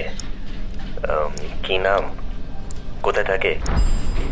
আর কেন খুন করেছে কিছু জানতে পারলেন? হ্যাঁ, ওর নাম হচ্ছে রফিক, কন্ট্রাক্ট কিলার। ভারী ইন্টারেস্টিং ক্যারেক্টার সাত্তকীবাবু। তার মানে ওকে কেউ অ্যাপয়েন্ট করেছিল কি, তাই তো? হ্যাঁ এক্স্যাক্টলি। কে অ্যাপয়েন্ট করেছিল কিছু জানতে পারলেন? হ্যাঁ, সেটা জেনে যাব, খুব একটা বেশি দিন সময় লাগবে না। ও হ্যাঁ, আর একটা কথা, আর একটা ব্যাপার আপনি জানেন কি জানেন না আমি জানি না, সেটা জানিয়ে রাখার জন্যই আপনাকে ফোনটা করলাম। হ্যাঁ বলুন। মিসেস রক্ষিতকে আবার খুঁজে পাওয়া যাচ্ছে না। ওই কলকাতায় আসার পরের থেকেই উনি মিসিং। ও আচ্ছা। দেখুন, যদি আপনার ওখানে যাই তাহলে প্লিজ একটু জানাবেন, ঠিক আছে? শিওর। বেশ, আমি রাখলাম সাত্তকীবাবু, ধন্যবাদ। হ্যাঁ ওকে। ফোনটা রেখে উপমন্যু স্বরূপের দিকে তাকালেন। লাঞ্চ করেছো? না স্যার, এখনো হয়নি। তাহলে চলো ক্যান্টিনে যাই। উপমন্যু উঠলেন, দুজনেই বেরোলেন। ক্যান্টিনে রুটি, আলুর দম আর অমলেট নিয়ে বসলেন। স্যার, তানিয়া দত্তের বাবা মা নিশ্চয়ই খুব ভেঙে পড়েছেন। হ্যাঁ, সেটাই স্বাভাবিক। অ্যান্ড অ্যাজ ইউজুয়াল জামাই সম্পর্কে ঢালাও সার্টিফিকেটও দিলেন। এত ভালো ছেলে, এত নিখুঁত ছেলে নাকি পাওয়াই যায় না। নিখুঁত ছেলে? হ্যাঁ, একেবারে নিখুঁত ছেলে। উনি যাই করেন তাই নাকি একেবারে নিখুঁত কাজ, বুঝলে? আমার মনে হয় যে একবার ওদের বাড়ি যাওয়া দরকার। এখন তো দুপুর, তাহলে একটা কাজ করব, আজকে রাতে একবার যাব, বুঝলেন? আরে তুমি নাও না, ওই রাত 8টা নাগাদ ধরুন একবার যাই। তবে হ্যাঁ, সাহাকে কিন্তু এই ব্যাপারে কিছু বলবে না, ঠিক আছে? কারণ বললেও আবার সতর্ক করে দিতে পারে। হঠাৎ করেই যাবো আর কি, যেন ধরো এই রাস্তাটা দিয়ে যাচ্ছিলাম, হঠাৎ কথা বলতে ইচ্ছে হলো, চলে এলাম, এরকম আর কি ব্যাপারটা। আচ্ছা স্যার, আপনি কি সাত্তকী বাবুকে সন্দেহ করছেন? মানে ওর কোনো এক্সট্রা ম্যারিটাল অ্যাফেয়ার থাকতে পারে, আর সেই কারণে স্ত্রীকে পদ থেকে আর কি সরিয়ে দিল? হ্যাঁ, সাসপেক্ট লিস্টে তো আছেন অবশ্যই, তবে ডিসিশনে পৌঁছতে পারছি না, বুঝলে? ডিসিশনে পৌঁছতে পারছি না। দেখো, যদিও স্ত্রীর সঙ্গে সুশান্তবাবুর ওই অবৈধ সম্পর্কের ব্যাপারটা জানলেই কাজটা করাটা খুব একটা অস্বাভাবিক কিছু নয়, হ্যাঁ, এই রফিকটা মরে যাওয়াতে না কাজটা কঠিন করে দিয়ে গেল। স্যার, একটা কথা ভাবুন, এই রফিকের মতো ক্রিমিনালকে যে মেরেছে সে কত বড় খেলোয়াড়। হ্যাঁ, কিংবা ধরো বিশ্বস্ত কেউ, মানে যাকে রফিক ভাবতেই পারবে না যে সে তাকে মারতে পারে, এবং খুব সম্ভবত সেই রফিককে পয়েন্ট করেছিল। ইয়েস স্যার, আমাদের সাত্তকী বাবু কিন্তু কালকে অফিস থেকে বাড়ি ফিরার কোথাও বেরোননি, এটা কিন্তু আমি খোঁজ নিয়েছি স্যার। উপমন্যু চিন্তিত মুখে অমলেট ছিঁড়ে খেতে খেতে বললেন, হ্যাঁ, সেটা ভালো কাজ করেছো। তবে যারা তোমার নজর রাখছিল তাদের রিপোর্টে তোমার আস্থা আছে তো? হ্যাঁ, চোখ বন্ধ করে। গুড। আচ্ছা, এই সোমা রক্ষিতের কোনো খোঁজ টোজ পাওয়া গেল? না স্যার, সোমারক্ষীতে কোনো খবর এখন অবধি পাইনি, তবে স্যার সব জায়গায় ছবি পাঠানো আছে, খবর এলে আপনাকে জানাবো। উপমন্যুর খাওয়া হয়ে গিয়েছিল, উঠে হাত ধুয়ে স্বরূপের সামনে বসে বললেন, আচ্ছা স্বরূপ, সাত্তকীর পাস্ট হিস্ট্রিটা আমার লাগবে একেবারে, ওই যেমন পাসপোর্ট ভেরিফিকেশন করে না, ঠিক সেইভাবে। এই ধরো কোন স্কুলে পড়েছিল, কোন কলেজে পড়েছিল, তারপর ধরো কোথায় কোথায় যেত, কার কার সঙ্গে মিশতো, এভরিথিং লাগবে। Okay sir. আর কিছু? আর ওদের বাড়িতে এক মহিলা কাজ করে না, সে কোথায় থাকে, তার ছেলে কোথায় থাকে, ইনফ্যাক্ট কি করে, মানে ওই মহিলা কোথায় কোথায় কাজ করেন, ওই মহিলার ছেলে কোথায় কোথায় কাজ করেন, এই সমস্ত ডিটেলগুলো আমার লাগবে স্বরূপ। ঠিক আছে স্যার। স্যার কবের মধ্যে লাগবে? উপমন্যু স্বরূপের দিকে তাকালেন। 24 ঘন্টার মধ্যেই লাগবে। ও হ্যাঁ, আজকে রাতে আমরা কিন্তু সাত্তকী দত্তের বাড়িতে যাচ্ছি, right? Okay sir.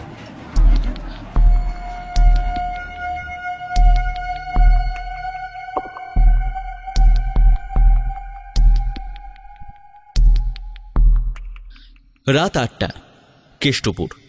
Calling bell বাজাতে সাত্তকী দরজা খুলল। উপমন্যু বললেন, নমস্কার, অসময়ে এসে পড়লাম বুঝি? না না, আসুন আসুন, ভেতরে আসুন। উপমন্যু স্বরূপের সঙ্গে ড্রয়িং রুমে প্রবেশ করলেন। সামনে টিভি চলছে, পুষ্পেন্দু সোফায় বসে আছে, সামনের প্লেটে চানাচুর আর স্কচের বোতল আর গ্লাস রাখা রয়েছে। উপমন্যু হাসলেন। উনি আপনার বন্ধু? সাত্তকী দরজা বন্ধ করে বললেন, হ্যাঁ, অনেক দিনের বন্ধু। পরিচয় করিয়ে দিই, ওর নাম হলো পুষ্পেন্দু, দুবাইতে থাকে। বাই দ্য ওয়ে, বলছি স্কচ চলবে তো আপনাদের? উপমন্যু স্বরূপকে বললেন, কি খাবে তো? হ্যাঁ, মানে সেরকম কোনো সমস্যা নেই। হ্যাঁ, চলবে। বসুন, আমি গ্লাসটা নিয়ে আসছি। উপমন্যু সোফায় বসলেন। পুষ্পেন্দু হাত জোর করলেন।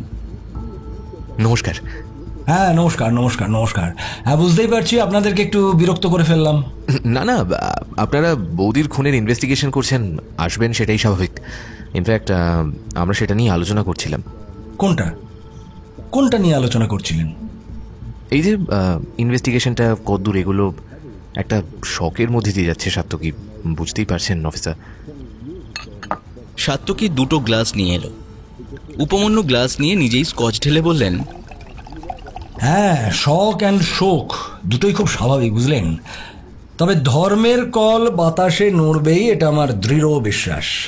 কি বলেন সাত্তকী বাবু? সাত্তকী বসে বলল, হ্যাঁ, সেই আশাতেই আছি। উপমন্যু গ্লাসে চুমুক দিয়ে টিভির দিকে তাকালেন। ইউনাইটেডের খেলা? সেই খেলার কোথায় কোথায়, এই ইপিএল টিপিএল আর ভালো লাগে না, বুঝলেন। ও হ্যাঁ, যাকে সাত্তকীবাবু, ওই পুষ্পেন্দু বাবুর তো আপনি আবার অনেক দিনের বন্ধু, তা কি রকমের বন্ধু? যেমন হয় আর কি, স্কুল লাইফটা একসঙ্গে ছিলাম। আচ্ছা পুষ্পেন্দু বাবু, এই স্কুল লাইফে আপনি কেমন ছাত্র ছিলেন? জঘন্য। আমার থেকে সাত্তকী বরাবরই পড়াশোনায় ভালো। স্বরূপ চুপচাপ স্কচ খাচ্ছিলেন। তার মোবাইলে একটা মেসেজ এলো, সেটা তিনি উপমন্যুকে দেখালেন।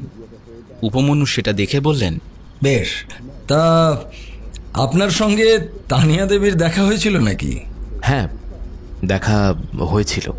আনফর্চুনেটলি দেখা না হলেই বোধহয় ভালো হতো, মাথার মধ্যে ঘুরতে থাকে। আমি সাত্তকীকেও বলেছি সব কিছু মিটলে আমরা কোনো জায়গা থেকে ঘুরে আসব। উপমন্যুর গ্লাস খালি হয়ে গেছিল। তিনি আরেকবার স্কচ নিয়ে সাত্তকীর দিকে তাকিয়ে বললেন, হ্যাঁ, আমাদের বাঙালি সমাজটা খুবই অদ্ভুত সাত্তকীবাবু। এই আপনার মতো একজন হ্যান্ডসাম বিপত্নিক লোককে বেশি দিন বোধহয় একা থাকতে দেবে না। আচ্ছা, আপনার বিয়ের প্রস্তাব আসছে না? পুষ্পেন্দু হেসে ফেলল। সাত্তকী বলল, না, এখনো আসেনি সেরকম কিছু। উপমন্যু স্বরূপের দিকে তাকালেন। বুঝলে স্বরূপ, এই সাসপেক্টের বাড়িতে কিছু খাওয়ার অভ্যেসটা আমার একেবারেই ঠিক না। তোমার ওই রফিকের বাড়িতে খাওয়ার ব্যাপারটা মনে আছে তো? সাসপেক্ট মানে? আপনি সাত্তকীকে সাসপেক্ট ভাবছেন অফিসার? ও কেন ওর বউকে খাওয়া মারতে যাবে? আর রফিকটাকে? হ্যাঁ, আসলে কেস সলভ না হওয়া পর্যন্ত সবাই সাসপেক্ট লিস্টে আছে পুষ্পেন্দু বাবু। এই যে ধরুন না, এই আপনার সঙ্গে দেখা হলো, আপনার ব্যাপারেও তো আমাকে খোঁজ খবর নিতে হবে। দেখুন, সবার মোটিভটাই খতিয়ে দেখা দরকার। তবে আমাদের সাত্তকীবাবু সম্পর্কে সবাই এরকম দরাজ সার্টিফিকেট দিয়েছেন যে ওনাকে চাইলেও তো আমি আর সন্দেহের তালিকায় রাখতে পারছি না। আমাদের এই সাত্তকীবাবু যেন একেবারে গুড কন্ডাক্টের সার্টিফিকেট পাওয়া ভালো ছেলে একেবারে। আচ্ছা, স্কুলেও কি আপনি এরকমই ছিলেন সাত্তকীবাবু? আমি ছিলাম ভীষণ দুষ্টু, আর সাত্তকী শান্ত।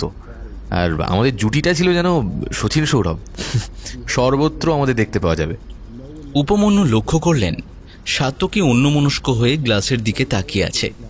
তিনি বললেন, সাত্তকীবাবু, কোনো ব্যাপারে মনে হচ্ছে আপনি একটু স্ট্রেসড আছেন। সাত্তকী গ্লাসে চুমুক দিয়ে বলল, না, ইটস ওকে, কোনো অসুবিধা নেই আমার। না না না না, সেরকম কিছু নেই। আপনার যদি কোনো সমস্যা হয় আপনি আমাদের বলতেই পারেন। দেখুন, অযথা পেটে কথা রেখে তো লাভ নেই সাত্তকীবাবু, ক্ষতি হয়ে যেতে পারে, তাই না? বললাম তো, ঠিক আছে। বেশ, নো প্রবলেম। আচ্ছা, ওই রফিকের লাশটা দেখেছেন তো? মানে খানিকটা হলেও তো আপনি একটু স্বস্তি পেয়েছেন নাকি? না, আসলে ছবিটা আমি দেখতে পারিনি, একবার দেখিয়ে ডিলিট করে দিয়েছিলাম। আসলে ওই মৃতদেহ ব্যাপারটাই আমার কাছে একটা গা ঘিন ঘিনে অনুভূতি তৈরি করে। দেখুন, আমি ভাবছি এই বাড়িটা বিক্রি করে দেব। উপমন্যু অবাক হয়ে সাত্তকীর দিকে তাকালেন। সে কি, এত বড় বাড়ি? হ্যাঁ, সবখানি ওর স্মৃতি লেগে আছে জানো। কলিং বেল বেজে উঠল। সাত্তকী উঠল। দরজা খুললে কালী প্রবেশ করল ঘরের ভিতরে। উপমন্যুকে দেখে রান্নাঘরে ঢুকে গেল। সাত্তকী বলল, আচ্ছা বলছি, রাতে রান্না করতে এসেছেন দিদি, আপনারা খাবেন তো? রুটি করতে বলে দিই, রুটি মাংস খেয়ে যান। সে কি, আবার রান্না বান্না কেন? না না না না, এ তো আবার অনেকক্ষণ লেগে যাবে। না, ঠিক আছে ঠিক আছে, থাক, খেয়ে যান না। কথা বলছি, ভালো লাগছে, একা থাকাটা ভীষণ কষ্টকর। সাত্তকী রান্নাঘরে রওনা দিল। পুষ্পেন্দু উপমন্যুর দিকে তাকিয়ে বলল, চুপচাপ থাকে ছেলেটা, অথচ স্ত্রী চলে যাওয়ার পর সব থেকে বেশি কষ্ট পাচ্ছে ও। উপমন্যু স্বরূপের দিকে তাকালেন। স্বরূপ গ্লাস ভর্তি স্কচ এক চুমুকে খেয়ে গ্লাসে স্কচ ঢালায় মন দিলেন।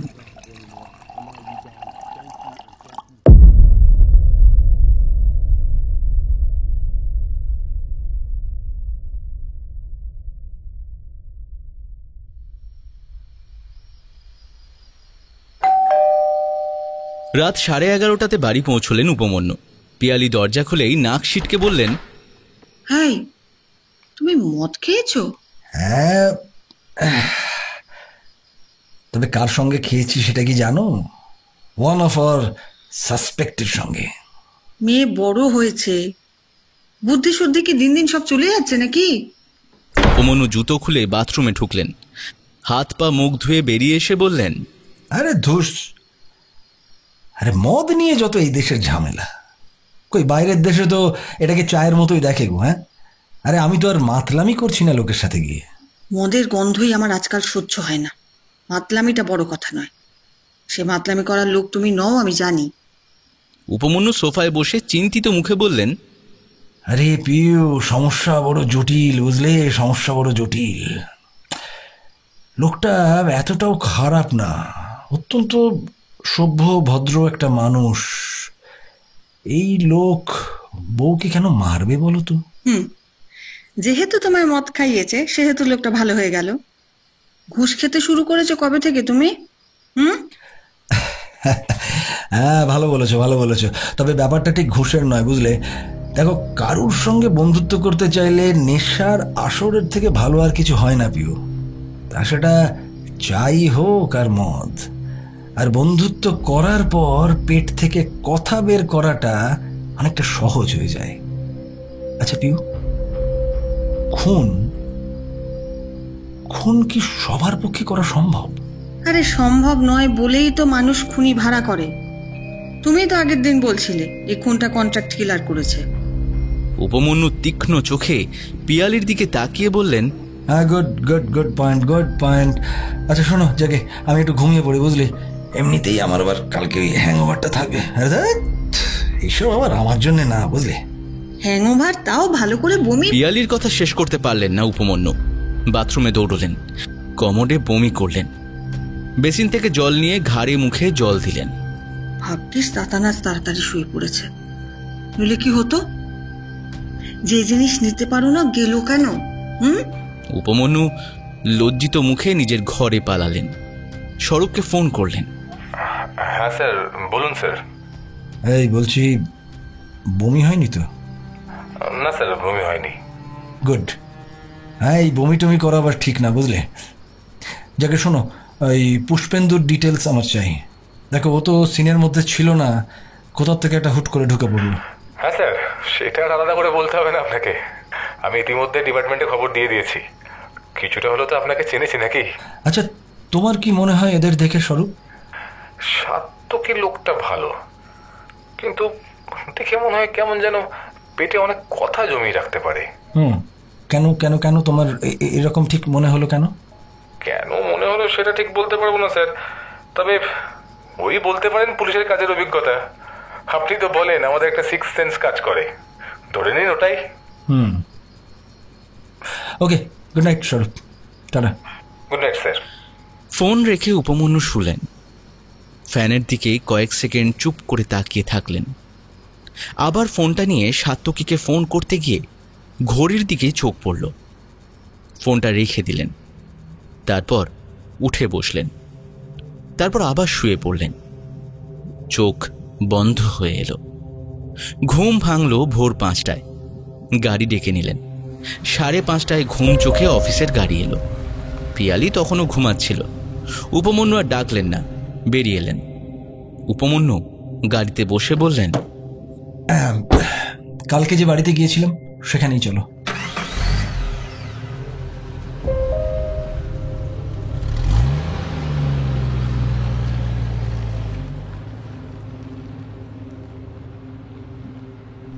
ভোরে রাস্তায় গাড়ি কম। কেষ্টপুরে পৌঁছতে বেশিক্ষণ লাগলো না। সাত্তকীর বাড়ির কলিং বেল বাজালেন যখন, তখন 6:10। সাত্তকী ঘুম চোখে দরজা খুলল কয়েক মিনিট পরে। তাকে দেখে বলল, আপনি এত সকালে? উপমন্যু স্থির গলায় বললেন, রফিক কত টাকা নিয়েছে সাত্তকী বাবু? সাত্তকী অবাক চোখে উপমন্যুর দিকে তাকিয়ে বলল, মানেটা খুব পরিষ্কার। আপনার স্ত্রীকে খুন করতে রফিককে আপনি কত টাকা দিয়েছেন? আমি খুন করেছি? উপমন্যু সাত্তকীর দিকে তাকিয়ে বললেন, সোমারক্ষিত এই বাড়িতেই আছে, তাই তো? কাল আলাদা প্লেটে খাবার রাখা ছিল, ওটা তো নিশ্চয়ই ওনার জন্যই ছিল। সাত্তকী কয়েক সেকেন্ড উপমন্যুর দিকে তাকিয়ে বলল, ভিতরে আসুন। সাত্যকী দরজা ছেড়ে দাঁড়ালো। উপমন্যু ঘরের ভিতরে প্রবেশ করলেন। গতরাতের চিহ্ন ড্রয়িং রুম জুড়ে। পুষ্পেন্দু সোফাতে ঘুমোচ্ছেন, টেবিলে স্কচের বোতল, প্লেটে খাবারের ধ্বংসাবশেষ। সোমা, রক্ষিত বাড়িতে আছেন তো? বৌদি ঘুমোচ্ছেন, ডাকবো? উপমন্যু সোফায় বসে বললেন, সাত্যকীবাবু, শুরু থেকে শুরু করুন। দেখুন, আপনি ভুল করছেন ইন্সপেক্টর। বৌদি এখানে আছেন মানেই যে আমাদের মধ্যে কোনো সম্পর্ক আছে, এটা আপনি ঠিক ভাবছেন না। হ্যাঁ, আমরা জানতে পেরেছিলাম সবটাই, কিন্তু এটাও ঠিক যে আমরা কোনো প্ল্যান করিনি। সাত্যকী উপমন্যুর কথোপকথনে পুষ্পেন্দুর ঘুম ভেঙে গেল। উঠে বসে বলল, কি ব্যাপার অফিসার? উপমন্যু সাত্যকীর দিকে তাকিয়ে বললেন, আচ্ছা, এই খুন দুটো আপনারা দুজনে পরামর্শ করে করেননি তো? খুন মানে? বললাম তো না। ডাকুন, সোমা দেবীকে ডাকুন। সাত্যকী ঘরের ভিতরে গেল। পুষ্পেন্দুর দিকে তাকিয়ে উপমন্যু বললেন, তার মানে আপনি জানতেন যে সোমা, রক্ষিত এই বাড়িতেই আছে, সেটা জেনেও কালকে সমান তালে আপনি সাত্যকীর সঙ্গে আমাকে বোকা বানিয়ে গেছেন। কি ঠিক বললাম তো? সাত্যকী আমার ছোটবেলার বন্ধু অফিসার, ওর পাশে আমি সবসময় আছি। আমি জানি ও কোনো দোষ করতে পারে না। সাত্যকী এসে বলল, বৌদি মুখ ধুয়ে আসছে। তা আপনি কি করে জানলেন? ওর মোবাইল দেখে। সুশান্তদা মেসেজ করেছিল। আর আপনার মাথায় খুন চেপে গেল তখনই, তাই তো? না, খুন করার কথা আমি ভাবিনি। আমি শুধু দেখতে চেয়েছিলাম সুশান্তদা এই বাড়ি এসে ঠিক কি করেন। আর সেই জন্যই আমি একটা ছোট যন্ত্র বসিয়েছিলাম আমার বেডরুমের মধ্যে, ঘড়ির মধ্যে, অথচ ছোট হলেও পাওয়ারফুল ক্যামেরা। পুষ্পেন্দুই দুবাই থেকে নিয়ে এসেছিল। আমার বেডরুমে কি হচ্ছে সে সমস্ত কিছুই মেমোরি কার্ডে জমা হতো, আর সেই ক্যামেরায় যা ধরা পড়েছিল আমি সেটাই বৌদিকে পাঠিয়েছিলাম।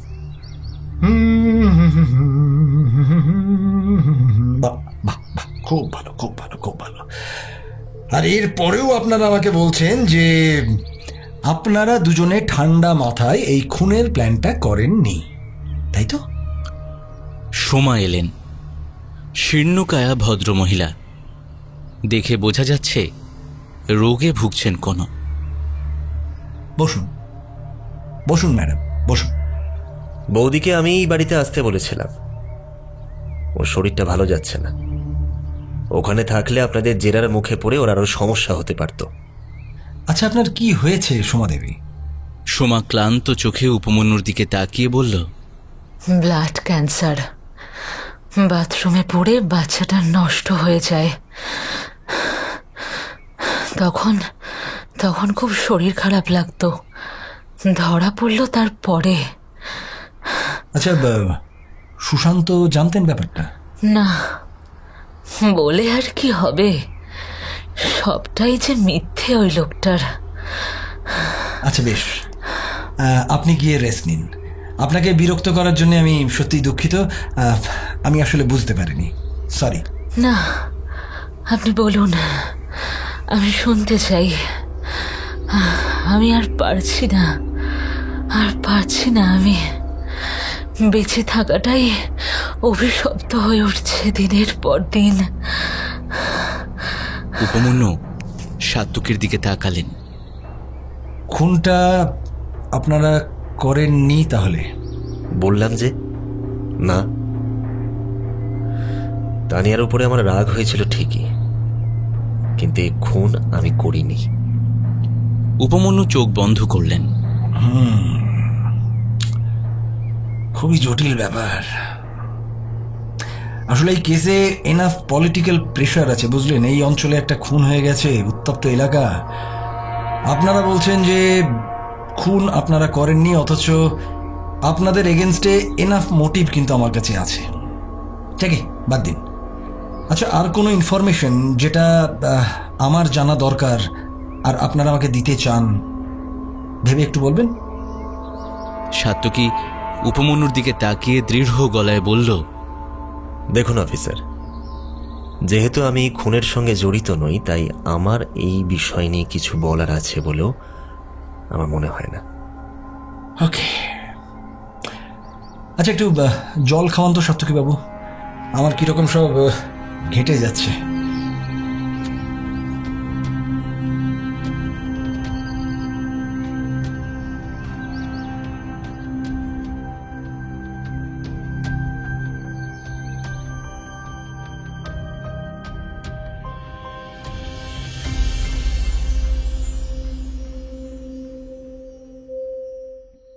পূর্ব কথা।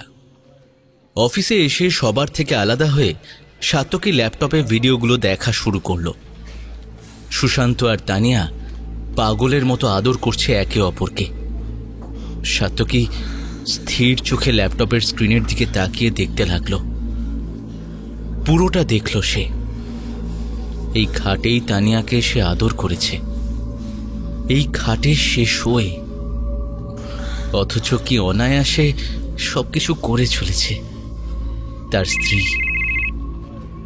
তার ফোন বাজছিল। তানিয়া ধরল সে। তানিয়া বলল, হ্যালো, শোনো না, আজ একটু চিকেন আনতে পারবে গো? বিরিয়ানি করতাম। সাত্তকী উত্তর দিল না। হ্যালো হ্যালো, শুনতে পাচ্ছ? সাত্তকী স্বাভাবিক গলায় বলল, হ্যাঁ ঠিক আছে, আমি নিয়ে আসবো। কি যে হয় না নেটওয়ার্কে, মাঝে মাঝে ভাবি লাইনটাই কেটে গেছে। হ্যাঁ, অফিসের মধ্যে নেটওয়ার্কের সমস্যা হয় খানিকটা। বলছি অফিসে কাজ রয়েছে, আমি রাখছি।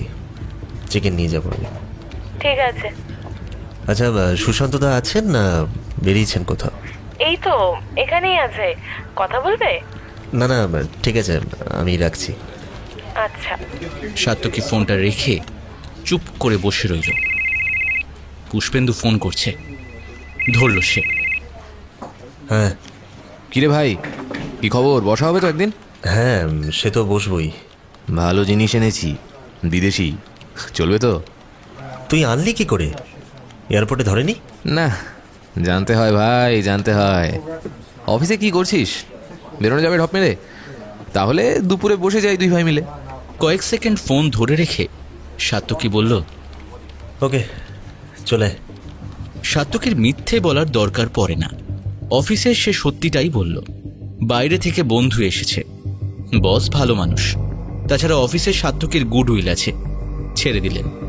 পুষ্পেন্দুর আসতে আধ ঘন্টা লাগলো। গাড়ি নিয়ে এসেছিল। দুজনে মিলে পুষ্পেন্দুর গড়িয়ার ফ্ল্যাটে গেল। পুষ্পেন্দু সত্যি ভালো জিনিস এনেছে। তোকে আবার রিহ্যাবে যেতে হবে যা বুঝছি। এসব কি আবার নিচ্ছিস? না না, অতবার নি না। আচ্ছা, তুই যে ক্যামেরাটা আনতে দিয়েছিলি, ওটা কি করতে আনালি বলা যাবে? আর ওই অফিসে আমার ডেস্কে প্রায় কিছু না কিছু চুরি হয়ে যাচ্ছে, ওখানেই ইউজ করবো বলে আনা আর কি। তাই বল। আমি আবার ভাবলাম মদের নেশা একরকম, এই নেশা আলাদা। সাত্তকী চোখ বন্ধ করল। ভালো লাগছে। কিছুক্ষণ আগের সব কষ্ট কোথায় যেন উড়ে চলে যাচ্ছে। আর একটা ভালো জিনিস এনেছি, ওটা আজ না কাল হবে। না না না, আমি রোজ নেব না, আজকেই আমার শেষ।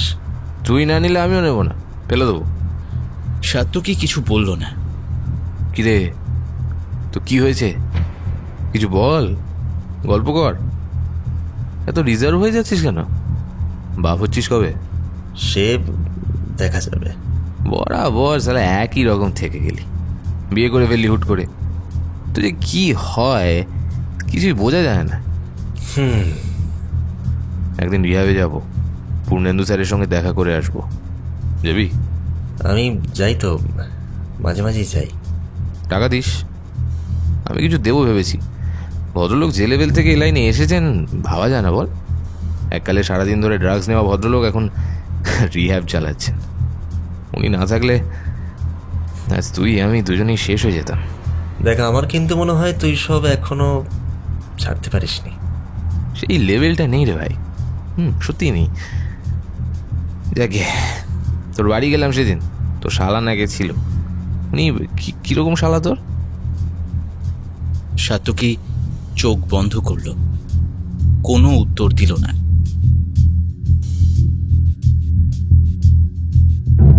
পূর্ব কথা। সুশান্ত খালি গায়ে শুয়েছিল। তানিয়া বলল, ওকে চিকেনটা আনতে বললাম, রাতে বিরিয়ানি বানাবো।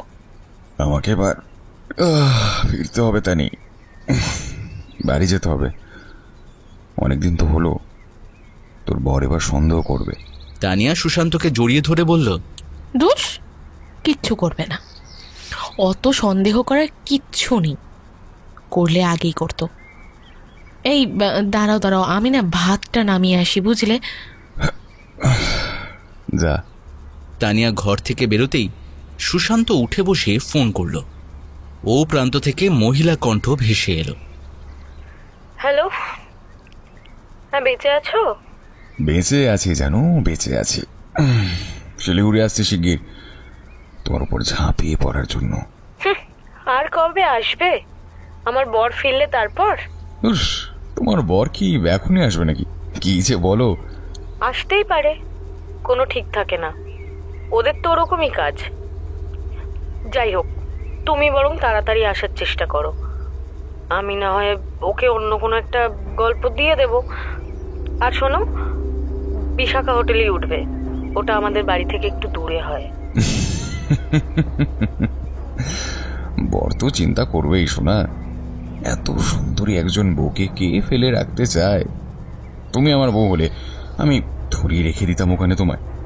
ও আচ্ছা, ভালো কথা, তোমার ফোনটা বিজি আসছিল কেন এর আগে? কার সঙ্গে কথা বলছিলে? আছে একজন কাছের লোক। তোমার তো খুব জ্বালা ওঠে, আমি তা ভালোই বুঝতে পারি। হ্যাঁ বললাম তো, আছে একজন। তা কি করব বলো? তুমি তো আর বারবার শিলিগুড়ি আসো না, কলকাতায় কোন মাগে জুটিয়েছো কে জানে। জানো, এরকম বলে না, আমার বোনের বাড়ি উঠেছি। বোন? আচ্ছা, আসলে কেন? এমনি। বাই দ্য ওয়ে, তোমার কাছে আমি একটা জিনিস পাই, মনে আছে তো? আর জন্মদিনে কি দেবে একটু শুনি?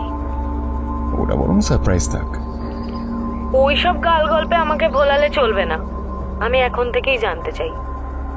বলো না, কি দেবে? হিরে?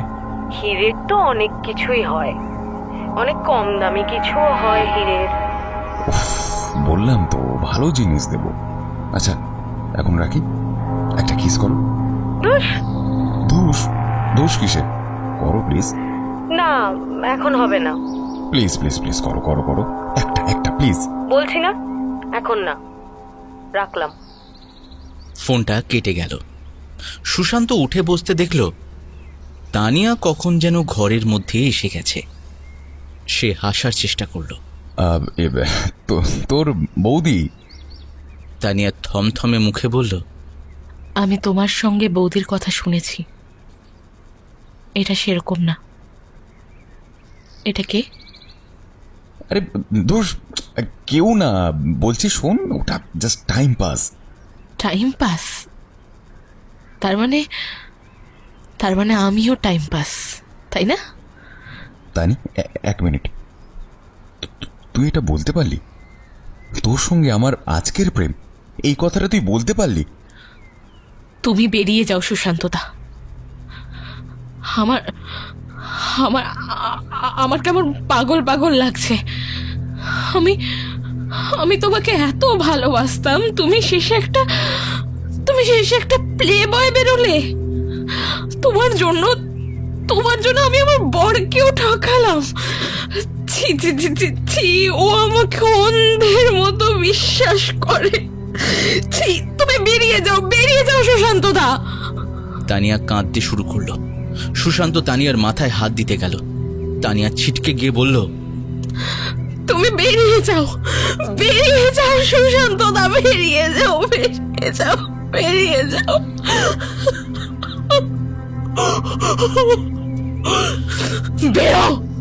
বেরাও তুমি এ বাড়ি থেকে বেরিয়ে যাও, থাকবে না তুমি এখানে, থাকবে না, বেরাও। আমি কি করব? তুই এরকম করলে আমি কি করব?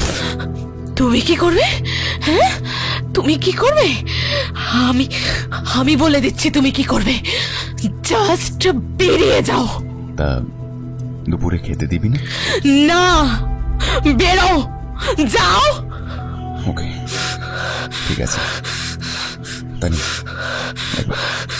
এবার শেষবারের মতন আমাকে ছুঁতে দে তোকে, শেষবারের মতন একটা বার আদর করে, জাস্ট একবার।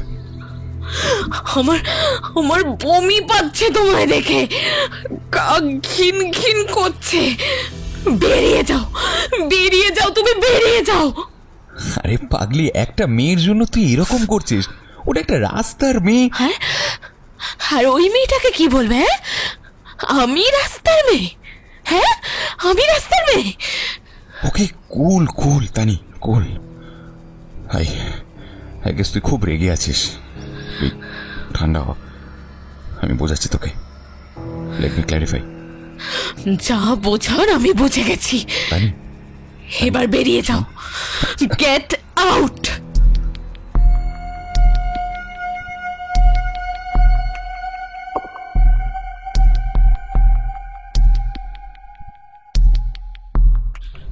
সাত্তকীর বাড়ি থেকে বেরিয়ে গাড়ি দাঁড় করিয়ে উপমন্যু সিগারেট কিনলেন। গাড়ি চলতে শুরু করতে ফোন বাজতে শুরু করলো তার। সাহা ফোন করছেন। উপমন্যু ফোনটা ধরলেন। হ্যাঁ বলুন। স্যার, আপনি ওবারে গেছিলেন? কেন, সে কি আপনাকে আবার নালিশ করলো নাকি? না না স্যার, নালিশের কিছু নেই।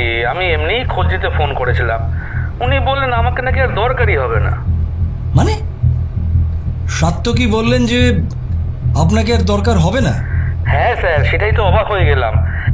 কেস কি মিটে গেছে নাকি? খুনি ধরা পড়ে গেছে? না, ধরা পড়েনি। এর কারণ দুটো হতে পারে শাহবাবু। সাত্তকী বাবু আপনাকে রিলিজ করে দিয়ে বার্তা দিতে চান যে উনি খুনটায় জড়িত নন। বুঝলাম। আর দুই, উনি আরো কোনো ভালো উকিলের সন্ধান পেয়ে গেছেন আর কি। মানে আপনার চাকরিটা গেল। তার মানে উনি খুন করেছেন নাকি? পাজল প্রায় মিলে এসেছে শাহবাবু। দেখুন, তানিয়া দত্তের খুন হয়েছে। মিসেস রক্ষিত সাত্তকী দত্তের বাড়িতে থাকতে চলে এসেছে, আর কে খুন করেছে সেটা যে কোনো মুহূর্তে বেরিয়েও যাবে। আমাকে আমার গ্রে ম্যাটারটা একটু খাটাতে হবে শাহবাবু, গ্রে ম্যাটার। আচ্ছা শাহবাবু, আপনি তো উকিল। আচ্ছা একটা কথা বলুন, কোনো খুনি কি নিজে থেকে কাঁদতে কাঁদতে এসে বলবে যে দাদা আমি খুন করেছি, আমাকে একটু জেলে ভরে দিন? হ্যাঁ, এটা কি হয়? আচ্ছা বলেছেন, ক্রিমিনাল সাইকোলজি দিন দিন জটিল হয়ে যাচ্ছে। আচ্ছা, আপনি অফিসে কখন আসবেন? হ্যাঁ, একবার ওই বাড়িতে ঢু মেরেই আমি যাচ্ছি। আসুন স্যার। আমার একটু কেমন কেমন লাগছে। আমাকে উনি অব্যাহতি দিলেও আমি নিজের ইন্টারেস্টে কেসটার ভিতরে আরেকটু ঢুকতে চাই। আপনি আসুন না। উপমন্যু একটু ভেবে বললেন, আপনি একটা কাজ করুন শাহবাবু। হ্যাঁ, কি বলুন? আপনি সাত্তকী দত্তের বাড়ি চলে যান, মুখোমুখি বসে কথাটা পেট থেকে বার করার চেষ্টা করুন, বুঝলেন? দেখুন, আমাদের কাছে তো মেন সাসপেক্ট সাত্তকী। ঠিক আছে, আমি এখনই রওনা দিচ্ছি। খুব ইন্টারেস্টিং কেস, বুঝলেন স্যার? কেন বলছি নিজেই বুঝছি না। কিছু একটা খটকা লাগছে কোথাও, যেন মানে কিছু একটা যেন মিসিং, অদ্ভুত একটা ফিলিং আসছে। বেশ, আপনি তাহলে অফিসে এসে আমাকে সমস্তটা জানাবেন, ঠিক আছে? আপাতত আমি বাড়ি যাই। ভোরবেলায় আবার বউকে না বলে বেরিয়েছি, অশেষ ধুলোয় বাকি আছে আমার। টাটা। ঠিক আছে স্যার, ঠিক আছে, আপনি রাখুন, আমি এখনই বেরোচ্ছি।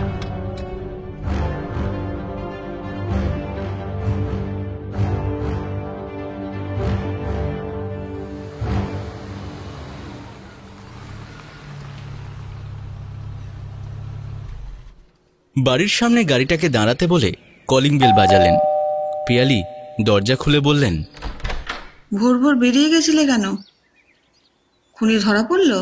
উপমন্যু হেসে ঘরের ভিতর ঢুকে বললেন, এই শোনো না, বলছি ড্রাইভার ছেলেটা আমার কিছু খায়নি, ওর জন্য একটু রুটি করো। সে করছি।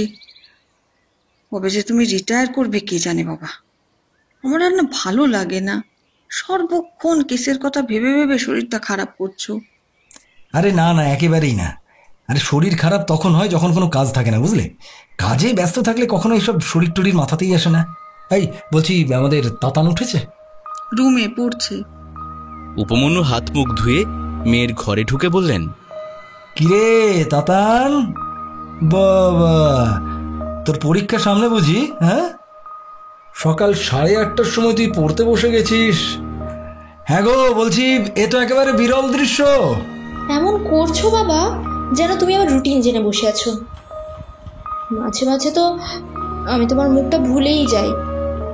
আচ্ছা, সেই যে কেসটা ইনভেস্টিগেট করছিলে, তা খুনি ধরা পড়লো? হ্যাঁ, খুনি ধরা পড়েছে। বাহ, তাহলে তো ছুটি।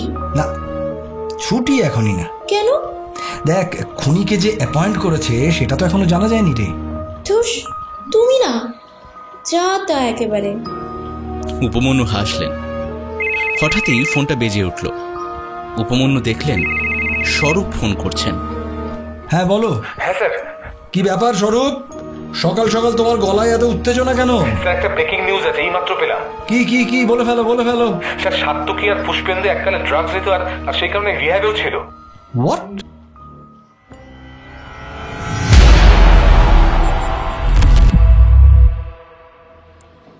স্যার, আপনি আবার সিগারেট কবে থেকে ধরলেন? উপমন্যু চেম্বারে ঢুকতেই প্রশ্নটা ছুঁড়ে দিলেন স্বরূপ। বুঝলে স্বরূপ, একটা উত্তেজনা হয়, বুঝতে পারো, একটা উত্তেজনা। আরে মাঝে মাঝে এক একটা কেসে এমন করে ঢুকে যায় না, তখন আর মাথা কিছুতেই কাজ করে না। একবার ওই ফোড়ে পুকুরের একটা কেসের সময় বাড়ির থেকে ট্রাউজার না পরে বাড়ি থেকে বেরিয়ে গেছিলাম, বুঝলে? তারপর মিসেস তো আমাকে একবার এই মারে তো সেই মারে। ধুর, কি যে বলেন না আপনি। হ্যাঁ সত্যি গো। আরে কি যে বলেন কি। এই বলছি, চা খাবে তো? হ্যাঁ স্যার, খাবো। উপমন্যু ক্যান্টিনে চায়ের কথা বলে বললেন, হ্যাঁ এবার বলো ডিটেলসে বলো।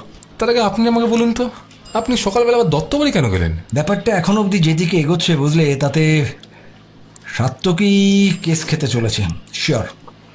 আর সেই কারণেই আমি ওদের বাড়িতে গেছিলাম। আচ্ছা স্যার, খুনির চোখ কেমন হয়?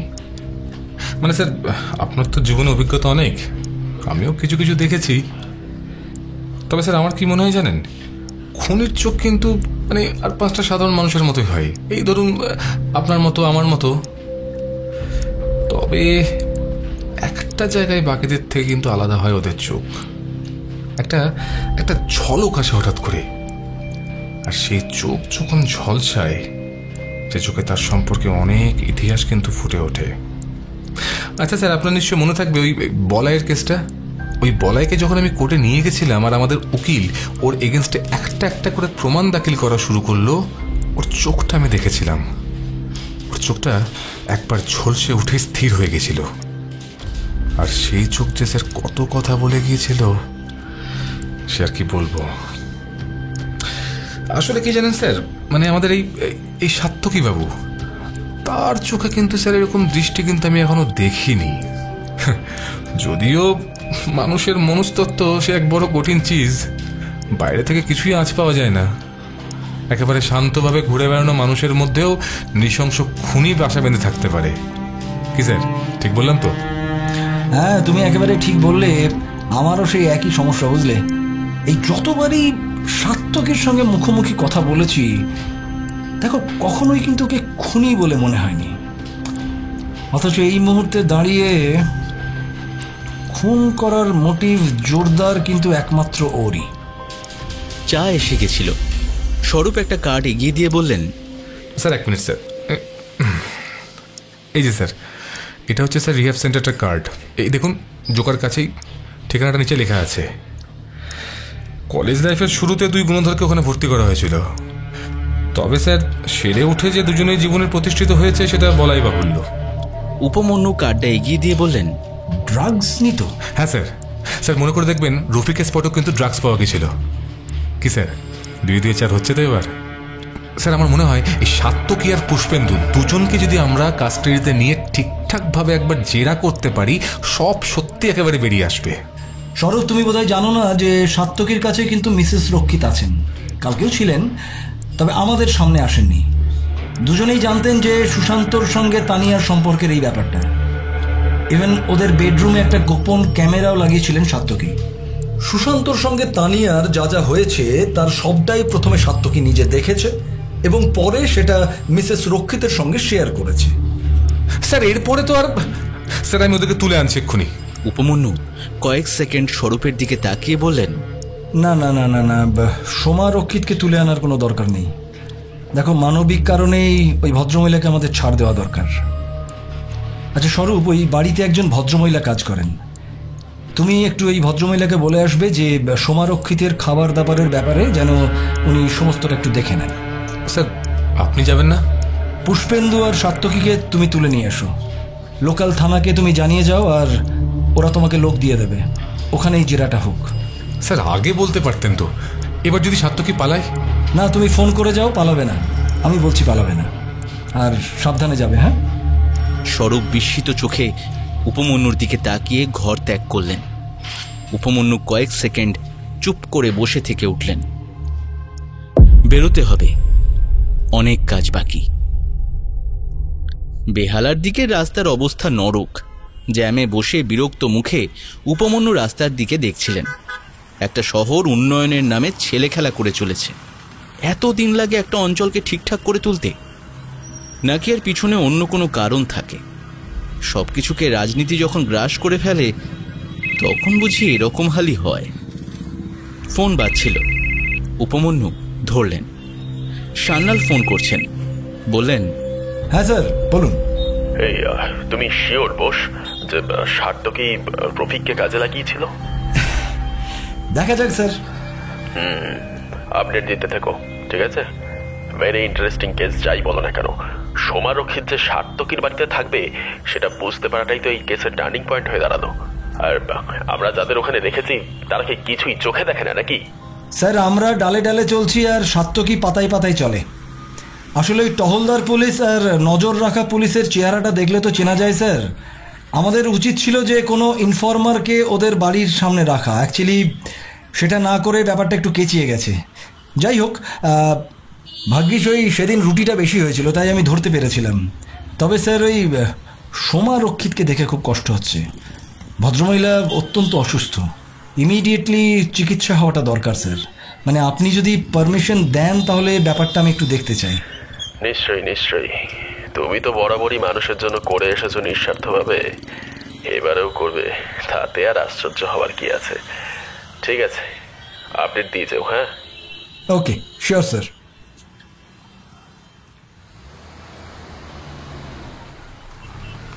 জোকার রিহ্যাব সেন্টারে গাড়িটা পৌঁছলো দুপুর 1টা নাগাদ।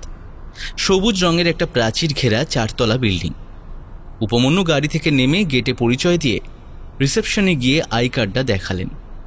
রিসেপশনিস্ট বললেন, একটু বসুন, স্যার মিটিংয়ে আছেন।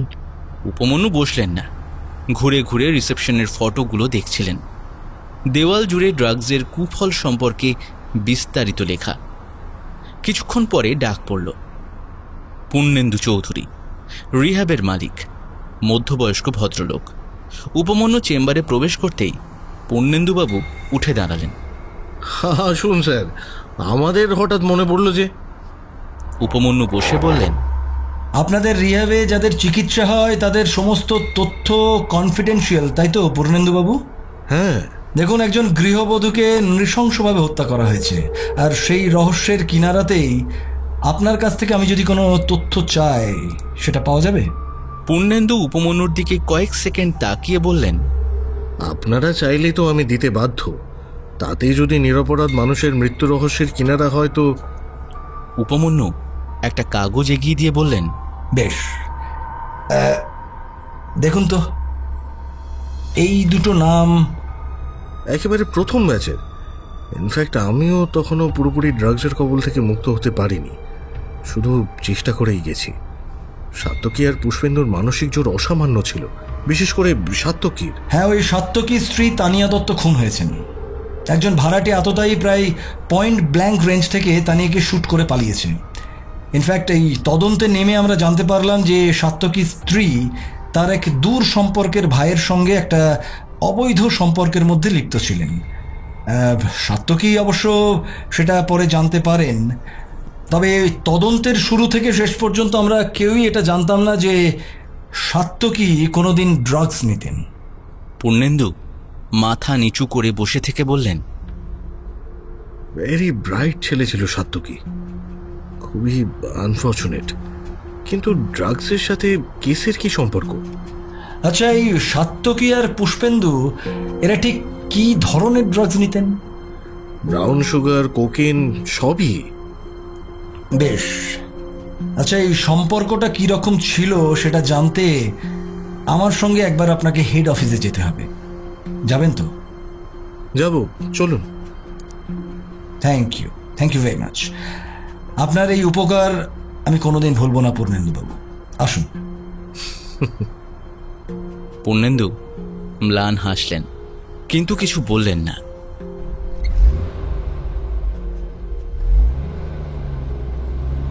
গাড়িতে যেতে যেতে উপমন্যু সিগারেট ধরালেন। পূর্ণেন্দু বললেন, স্মোকিং ছাড়তে পারেননি অফিসার? হ্যাঁ, ওই ছেড়েছি ধরেছি বলতে পারেন আর কি। তবে পূর্ণেন্দুবাবু, এটা খুব কঠিন প্রসেস। তবে আমি শিওর যে একদিন পুরোপুরি সফল হবই। উইথড্রয়াল সিমটম খুব মারাত্মক একটা বস্তু। আর ড্রাগসের মতো মারাত্মক বস্তু থেকে যদি আজকের প্রজন্মের ছেলেমেয়েরা বেরিয়ে আসতে পারে, আপনি কেন পারবেন না অফিসার? উপমন্যু কয়েক সেকেন্ড পূর্ণেন্দুর দিকে তাকিয়ে, বেশ, আপনার কথাই রইল। স্কুল লাইফে লোকটা যেদিন প্রথম নেশাটা ধরিয়েছিল, বুঝিনি যে ঠিক কি হতে চলেছে আমার সঙ্গে। কতবার মা দিব্যি দিয়েছে, পরবর্তী মনে হচ্ছে ঠিক আছে এইবারই শেষ, আর না। আবার পাগলের মতোই গেছি। বাবা কম বয়সে বিয়ে দিলেন, সেও থাকলো না। খুবই স্বাভাবিক, কি থাকবে বলুন তো? কি দিন গেছে সেসব।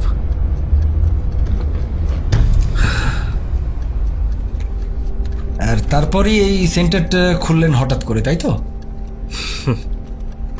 তলিয়ে যেতে যেতে মানুষ যেমন উঠে আসে, তেমনই উঠেছি বলতে পারেন। অসহ্য কষ্ট হয়েছে, শেষ হয়ে যাচ্ছিলাম। যখন বেরিয়ে এলাম, বাবা এই বাড়িটা রেখে গিয়েছিল। তখন থেকেই লড়াইটা জারি আছে। এখনো পর্যন্ত প্রায় 400 মানুষকে পথে আনতে পেরেছি, বোঝাতে পেরেছি এটা সঠিক পদ্ধতি নয়, কিছুতেই হতে পারে না। সত্যি বলতে কি, আপনার সঙ্গে পরিচয় হয়ে খুব ভালো লাগলো পূর্ণেন্দুবাবু। দেখুন, আপনার মতো মানুষ তো দরকার আমাদের সমাজে, অনেক বেশি করে দরকার। তার আগে দরকার সমাজ থেকে ড্রাগসকে নির্মূল করা।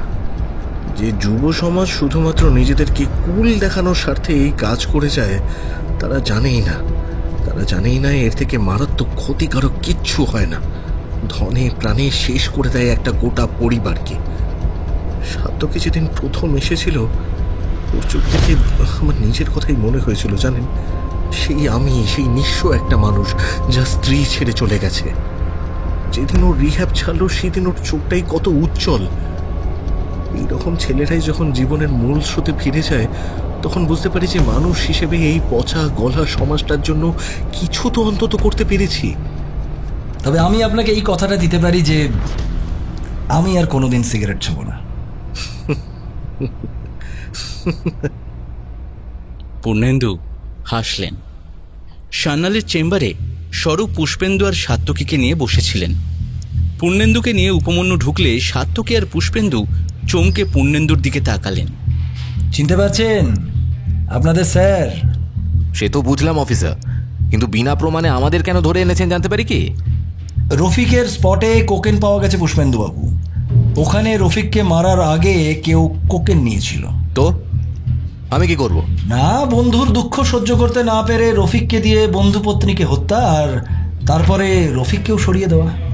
আচ্ছা পুষ্পেন্দুবাবু, আপনি ঠিক কোন বিষটা ব্যবহার করেছিলেন বলুন তো?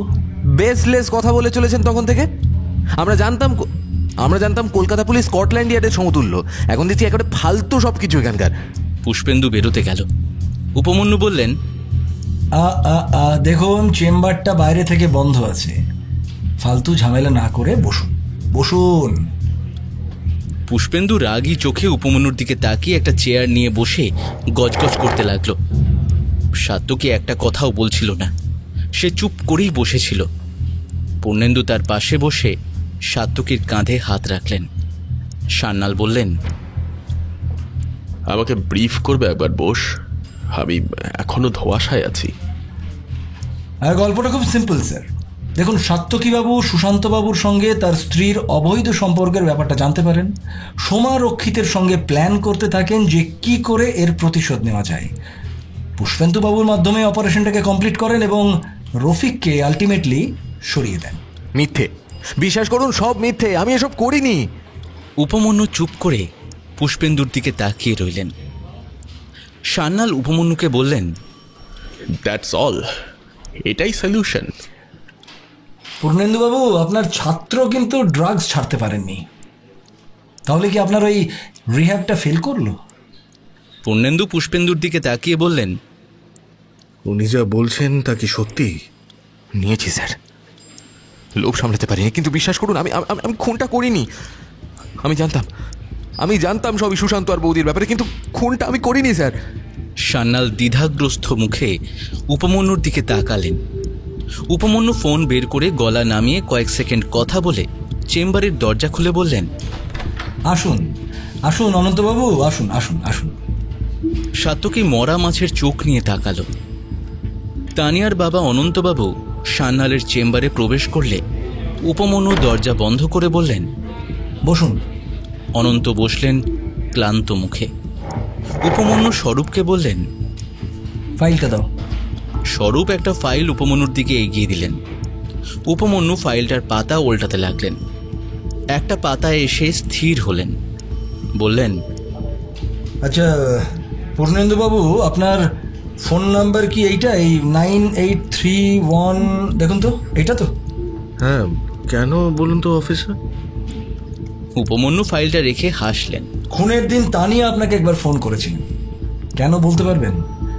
যদিও একবারই ফোন করেছিলেন, সম্ভবত আপনাদের মধ্যে কথা হয়নি, কিন্তু কেন ফোন করেছিলেন সেটা আপনি কিছু বলতে পারবেন? সাত্তকী অবাক চোখে একবার উপমন্যু আর একবার পূর্ণেন্দুর দিকে তাকালো। পূর্ণেন্দুর মুখে স্মিত হাসি। আর একটা কথা অনন্তবাবু। হ্যাঁ বলুন। মেয়ের বিয়ের আগে সাত্তকীর রিহ্যাবে থাকার ব্যাপারটা আপনি জানতেন, তাই তো? হ্যাঁ, আমি পূর্ণেন্দুবাবুর সঙ্গে দেখা করেছিলাম। উনি আমাকে আশ্বস্ত করেছিলেন সাত্তকী এখন নতুন মানুষ। তানিয়াকে পূর্ণেন্দু নিজের মেয়ের মতোই দেখতেন। উপমন্যু ঘরে থাকা সবার দিকে তাকালেন। চোখ ঘুরে স্থির হলো তার সাত্তকীর কাছে এসে। বললেন, বেশ, আচ্ছা আপনি জানতেন ব্যাপারটা? না। উপমন্যু সান্যালের দিকে তাকিয়ে বললেন, স্যার, এটা একটা নিখুঁত খুন, একেবারেই নিখুঁত। মানে আমরা সবাই মিলে খুনিকে খুঁজে যাব, আর কিছুতেই সেই খোঁজ না পেয়ে আমরা সবাই পাগল হয়ে যাব। পূর্ণেন্দুবাবু, আপনি সাত্তকী আর পুষ্পেন্দুকে পুত্রবৎ স্নেহ করেন, তাই তো? বেশ, এবারে তাহলে তাদেরকে বাঁচানোর জন্যে পুরো ঘটনাটা আমাদের একবার বিস্তারিত বলুন প্লিজ। পূর্ণেন্দু চুপ করে বসেছিলেন। উপমন্যুর দিকে তাকিয়ে নীরবতা ভঙ্গ করলেন। সুশান্ত রক্ষিত একজন প্লে বয় ছিল। সেক্স ছাড়া সুশান্ত কিছুই বুঝতো না। তানিয়াকে কম বয়সে যেই জালে ও জড়িয়েছিল সেটা যে প্রেম নয় সেটা তানিয়া তখন বোঝেনি। আর যেদিন বুঝল ফটো দেরি হয়ে গেল। সুশান্তর ব্যাপারে কোনো কালেই সাত্তকী বা পুষ্পেন্দু কেউই কিছু বলেনি, তানিয়াও বলেনি। বলেছে সেই দিন যেদিন ও বুঝতে পেরেছে সাত্তকীকে ঠকিয়ে ও কোনো কাল সাপকে বাড়তে দিয়েছে, আর কিভাবে কিভাবে নিজের সংসারটাকে শেষ করে দিয়েছে। কিন্তু ততদিনে ঘর নিস্তব্ধ। উপমন্যু সাত্তকীর দিকে তাকালেন। সাত্তকী মাথা নিচু করে বসে আছে। দু চোখ বেয়ে জলের ধারা নেমেছে তার। পূর্ণেন্দু পকেট থেকে একটা চিঠি বের করে উপমন্যুর দিকে এগিয়ে দিলেন। আমি সেদিন বেঙ্গালুরু থেকে ফিরেছি। এই চিঠিটা খামবন্ধ অবস্থায় আমার টেবিলে যখন পেলাম ততক্ষণে সব শেষ। এয়ারপোর্টে ছিলাম, তখন ফোন অফ ছিল। হয়তো তানিয়া আমায় ফোন করেছিল ওই ফ্লাইটে থাকাকালীনই, তাই ফোন করে পাইনি। সেন্টারে ফিরে রিসেপশনের মেয়েটি জানালো যে কুরিয়ারে একটা চিঠি এসেছে। হাইলি কনফিডেন্সিয়াল লেখা ছিল খামে। উপমন্যু চিঠিটা খুললেন। সান্যাল বললেন, জোরে পড়ো উপমন্যু। উপমন্যু চিঠিটা স্বরূপকে দিয়ে বললেন, পড়ো। স্বরূপ ইতস্তত করে চিঠিটা হাতে নিয়ে পড়তে শুরু করলেন। কাকাবাবু, কি বলে শুরু করবো আমি জানি না। আমি যা করেছি তার কোনো ক্ষমা হয় না। আমি নিজের হাতে একটা সংসার ভেঙে ফেলেছি। নিজের হাতে নষ্ট করেছি আমি সবকিছু। আমি তো জানতাম সুশান্তদা আমাকে ভালোবাসে, তার জন্য দিনের পর দিন আমি সুশান্তদাকে নিজেকে ব্যবহার করতে দিয়েছি। সাত্তকীকে ঠকিয়ে গেছি দিনের পর দিন। যখনই ভাবি আমি নিজের সম্পর্কে, যতবার নিজেকে আয়নায় দেখি, আমি ঘেন্নায় কুঁকড়ে যাই। এটা আমি কি করলাম, কেন করলাম আমি জানি না। কিন্তু বিশ্বাস করুন কাকাবাবু, সুশান্তদা আমাকে কখনো বিয়ে করতে কেন চাইনি আমি এখন স্পষ্ট বুঝতে পারছি। আমাকে বুঝিয়েছিল যে আমাদের সম্পর্কটা নিষিদ্ধ সম্পর্ক। পরে জানতে পেরেছি না, কিছুই নিষিদ্ধ না। ও শুধু আমাকে ভোগ করে যেতে চেয়েছে, বিয়ে কখনোই করতে চায়নি। শুধু আমি না, অসংখ্য মেয়েকে এভাবেই শেষ করে দিচ্ছে, পাপের পথে নিয়ে যাচ্ছে দিনের পর দিন। এত কিছুর পরে আমার বেঁচে থাকার কোনো অর্থ হয় না কাকাবাবু। আমি বাঁচতে চাই না। কার থেকে কিভাবে সব করলাম বলবো না, কিন্তু এটুকু বলি, আমার যেমন বেঁচে থাকার প্রয়োজন ফুরিয়েছে, তার সঙ্গে সুশান্তরও ফুরিয়েছে। ভালো থাকবেন। সাত্তকীকে একটা ভালো মেয়ে দেখে বিয়ে দেবেন। এমন মেয়ে যে আমার মতো চরিত্রহীন নয়। যতটা পারি গয়না নিলাম, বাকি গয়নাটা সাত্তকীর বউয়ের জন্য থাকলো। এই গয়নাটা বিক্রি করে আমার কাজের টাকাটা উঠে আসবে। আপনার মেয়ে তানিয়া। পূর্ণেন্দু ছাড়া সবাই স্তম্ভিত হয়ে উপমন্যুর দিকে তাকালো। উপমন্যু পূর্ণেন্দুর দিকে একবার তাকিয়ে সবাইকে বললেন, হ্যাঁ, আপনারা ঠিকই ধরেছেন, এটা একটা ওয়েল অ্যাপয়েন্টেড সুইসাইড।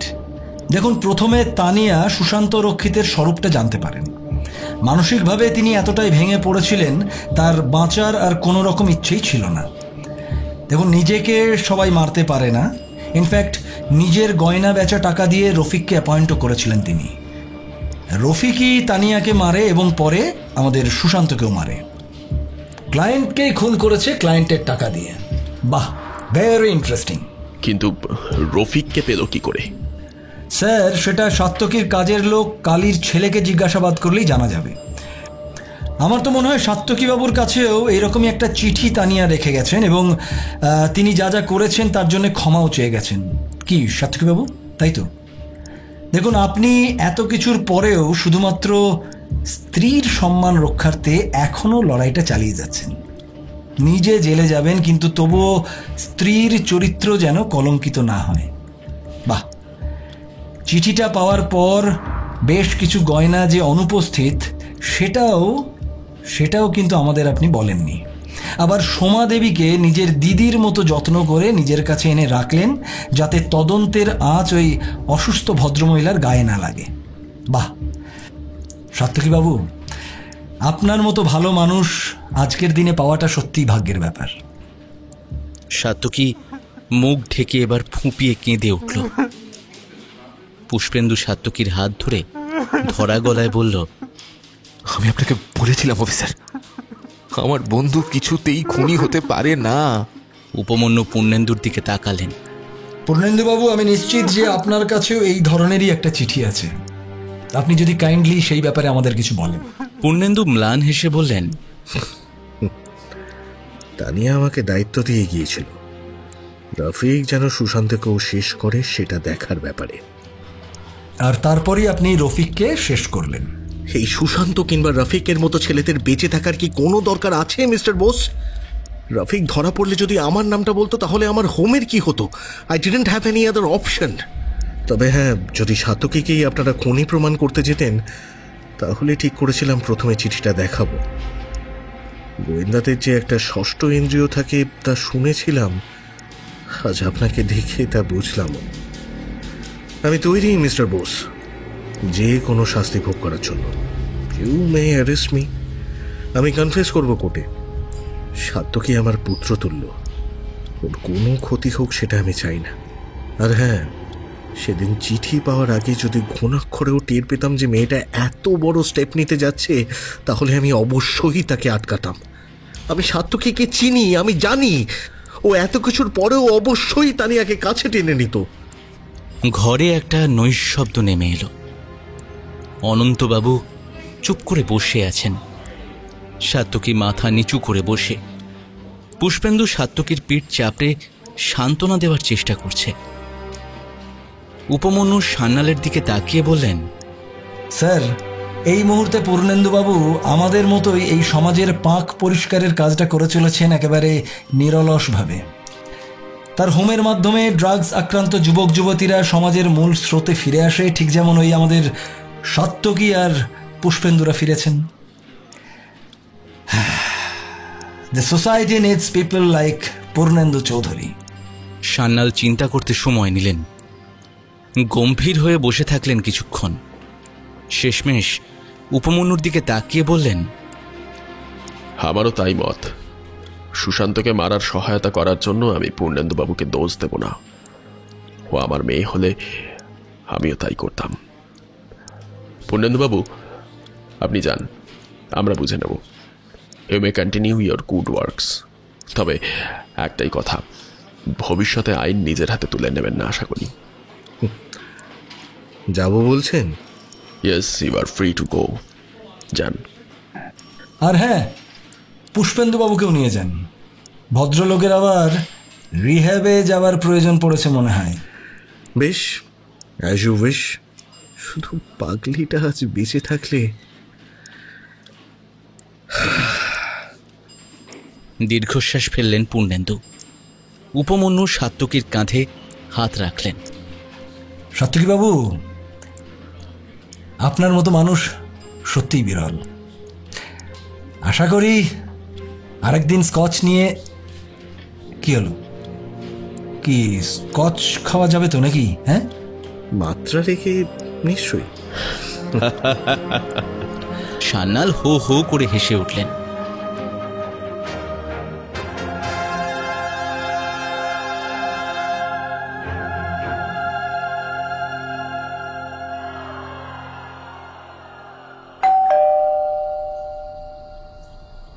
পিয়ালি দরজা খুলে উপমন্যুকে দেখে হাঁ করে বললেন, বিকেল 4টে তুমি? কি কেন, তুমি কি মা শীতলা দেখছিলে নাকি? না, আমি ঘুমোচ্ছিলাম। কি ব্যাপার বলো তো? কেসটা সলভ হয়েছে তাই না? Yes darling, yes. আচ্ছা, মেয়ে কোথায়? কলেজে। ফোন করো, ফোন করো, ফোন করো। ওর সঙ্গে দেখা করে আমরা একটা বাইরে সিনেমা দেখবো প্রথমে, তারপরে বাইরে খেয়ে বাড়িতে ঢুকবো। ইয়েস। ছাড়ো না, আজকে বরং বাড়িতে থাকো। কতদিন বাড়িতে একসঙ্গে সময় কাটাও না বলো তো? আমি বরং তাতানকে বলে দিচ্ছি ও তাড়াতাড়ি বাড়ি চলে আসুক। তাই? হ্যাঁ তাই। কি খাবে বলো, রান্না করি। আরে আরে দূর দূর দূর, অত কষ্ট করার দরকার নেই। শোনো না, বাইরে থেকে খাবার আনিয়ে নিচ্ছি।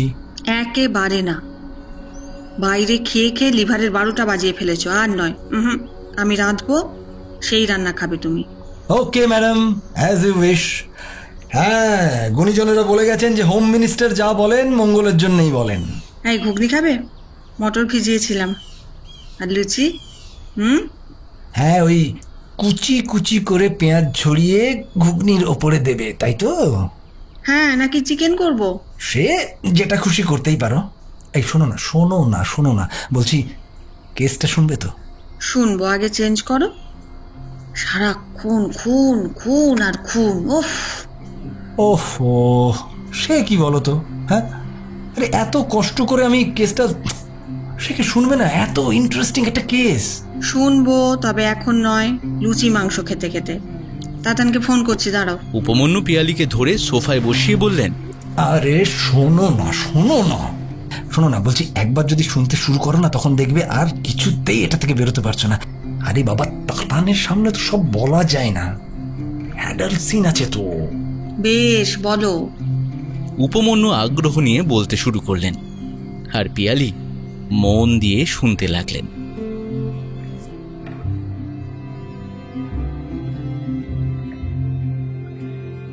আপনারা শুনলেন অভিক অর্জুন দত্তের কলমে নিখুঁত খুনের দ্বিতীয় তথা অন্তিম পর্ব। গল্পটি আপনাদের কেমন লাগলো আমাদের কমেন্ট করে জানাতে ভুলবেন না। আর ভালো লেগে থাকলে অবশ্যই শেয়ার করুন, লাইক করুন আর সাবস্ক্রাইব করে ফেলুন আমাদের চ্যানেল এখন গল্পকে। আজকের গল্প পাঠিয়েছিলাম আমি সুমন। অভিনয়ে অনুপম ভট্টাচার্য, বরষা, দীপম, অরিজিৎ, সৈকত, শুভদীপ, কৌশিক রায়, সায়ন্তন, অমিত, লীনা, সৌরভ সাহা, সোমনাথ, অর্চিতা পোদ্দার, চৈতালি গোস্বামী, মধুরা, প্রদীপ্তা এবং সুমন। পোস্টার ডিজাইন করেছে শুভদীপ ব্যানার্জি। বিশেষ সহযোগিতায় নীল এবং Ruchira. Edit and music Phoenix Audioverse. সামগ্রিক পরিচালনায় বরষা এবং সুমন। তাহলে দেখা হচ্ছে আগামী সপ্তাহে। শুভরাত্রি।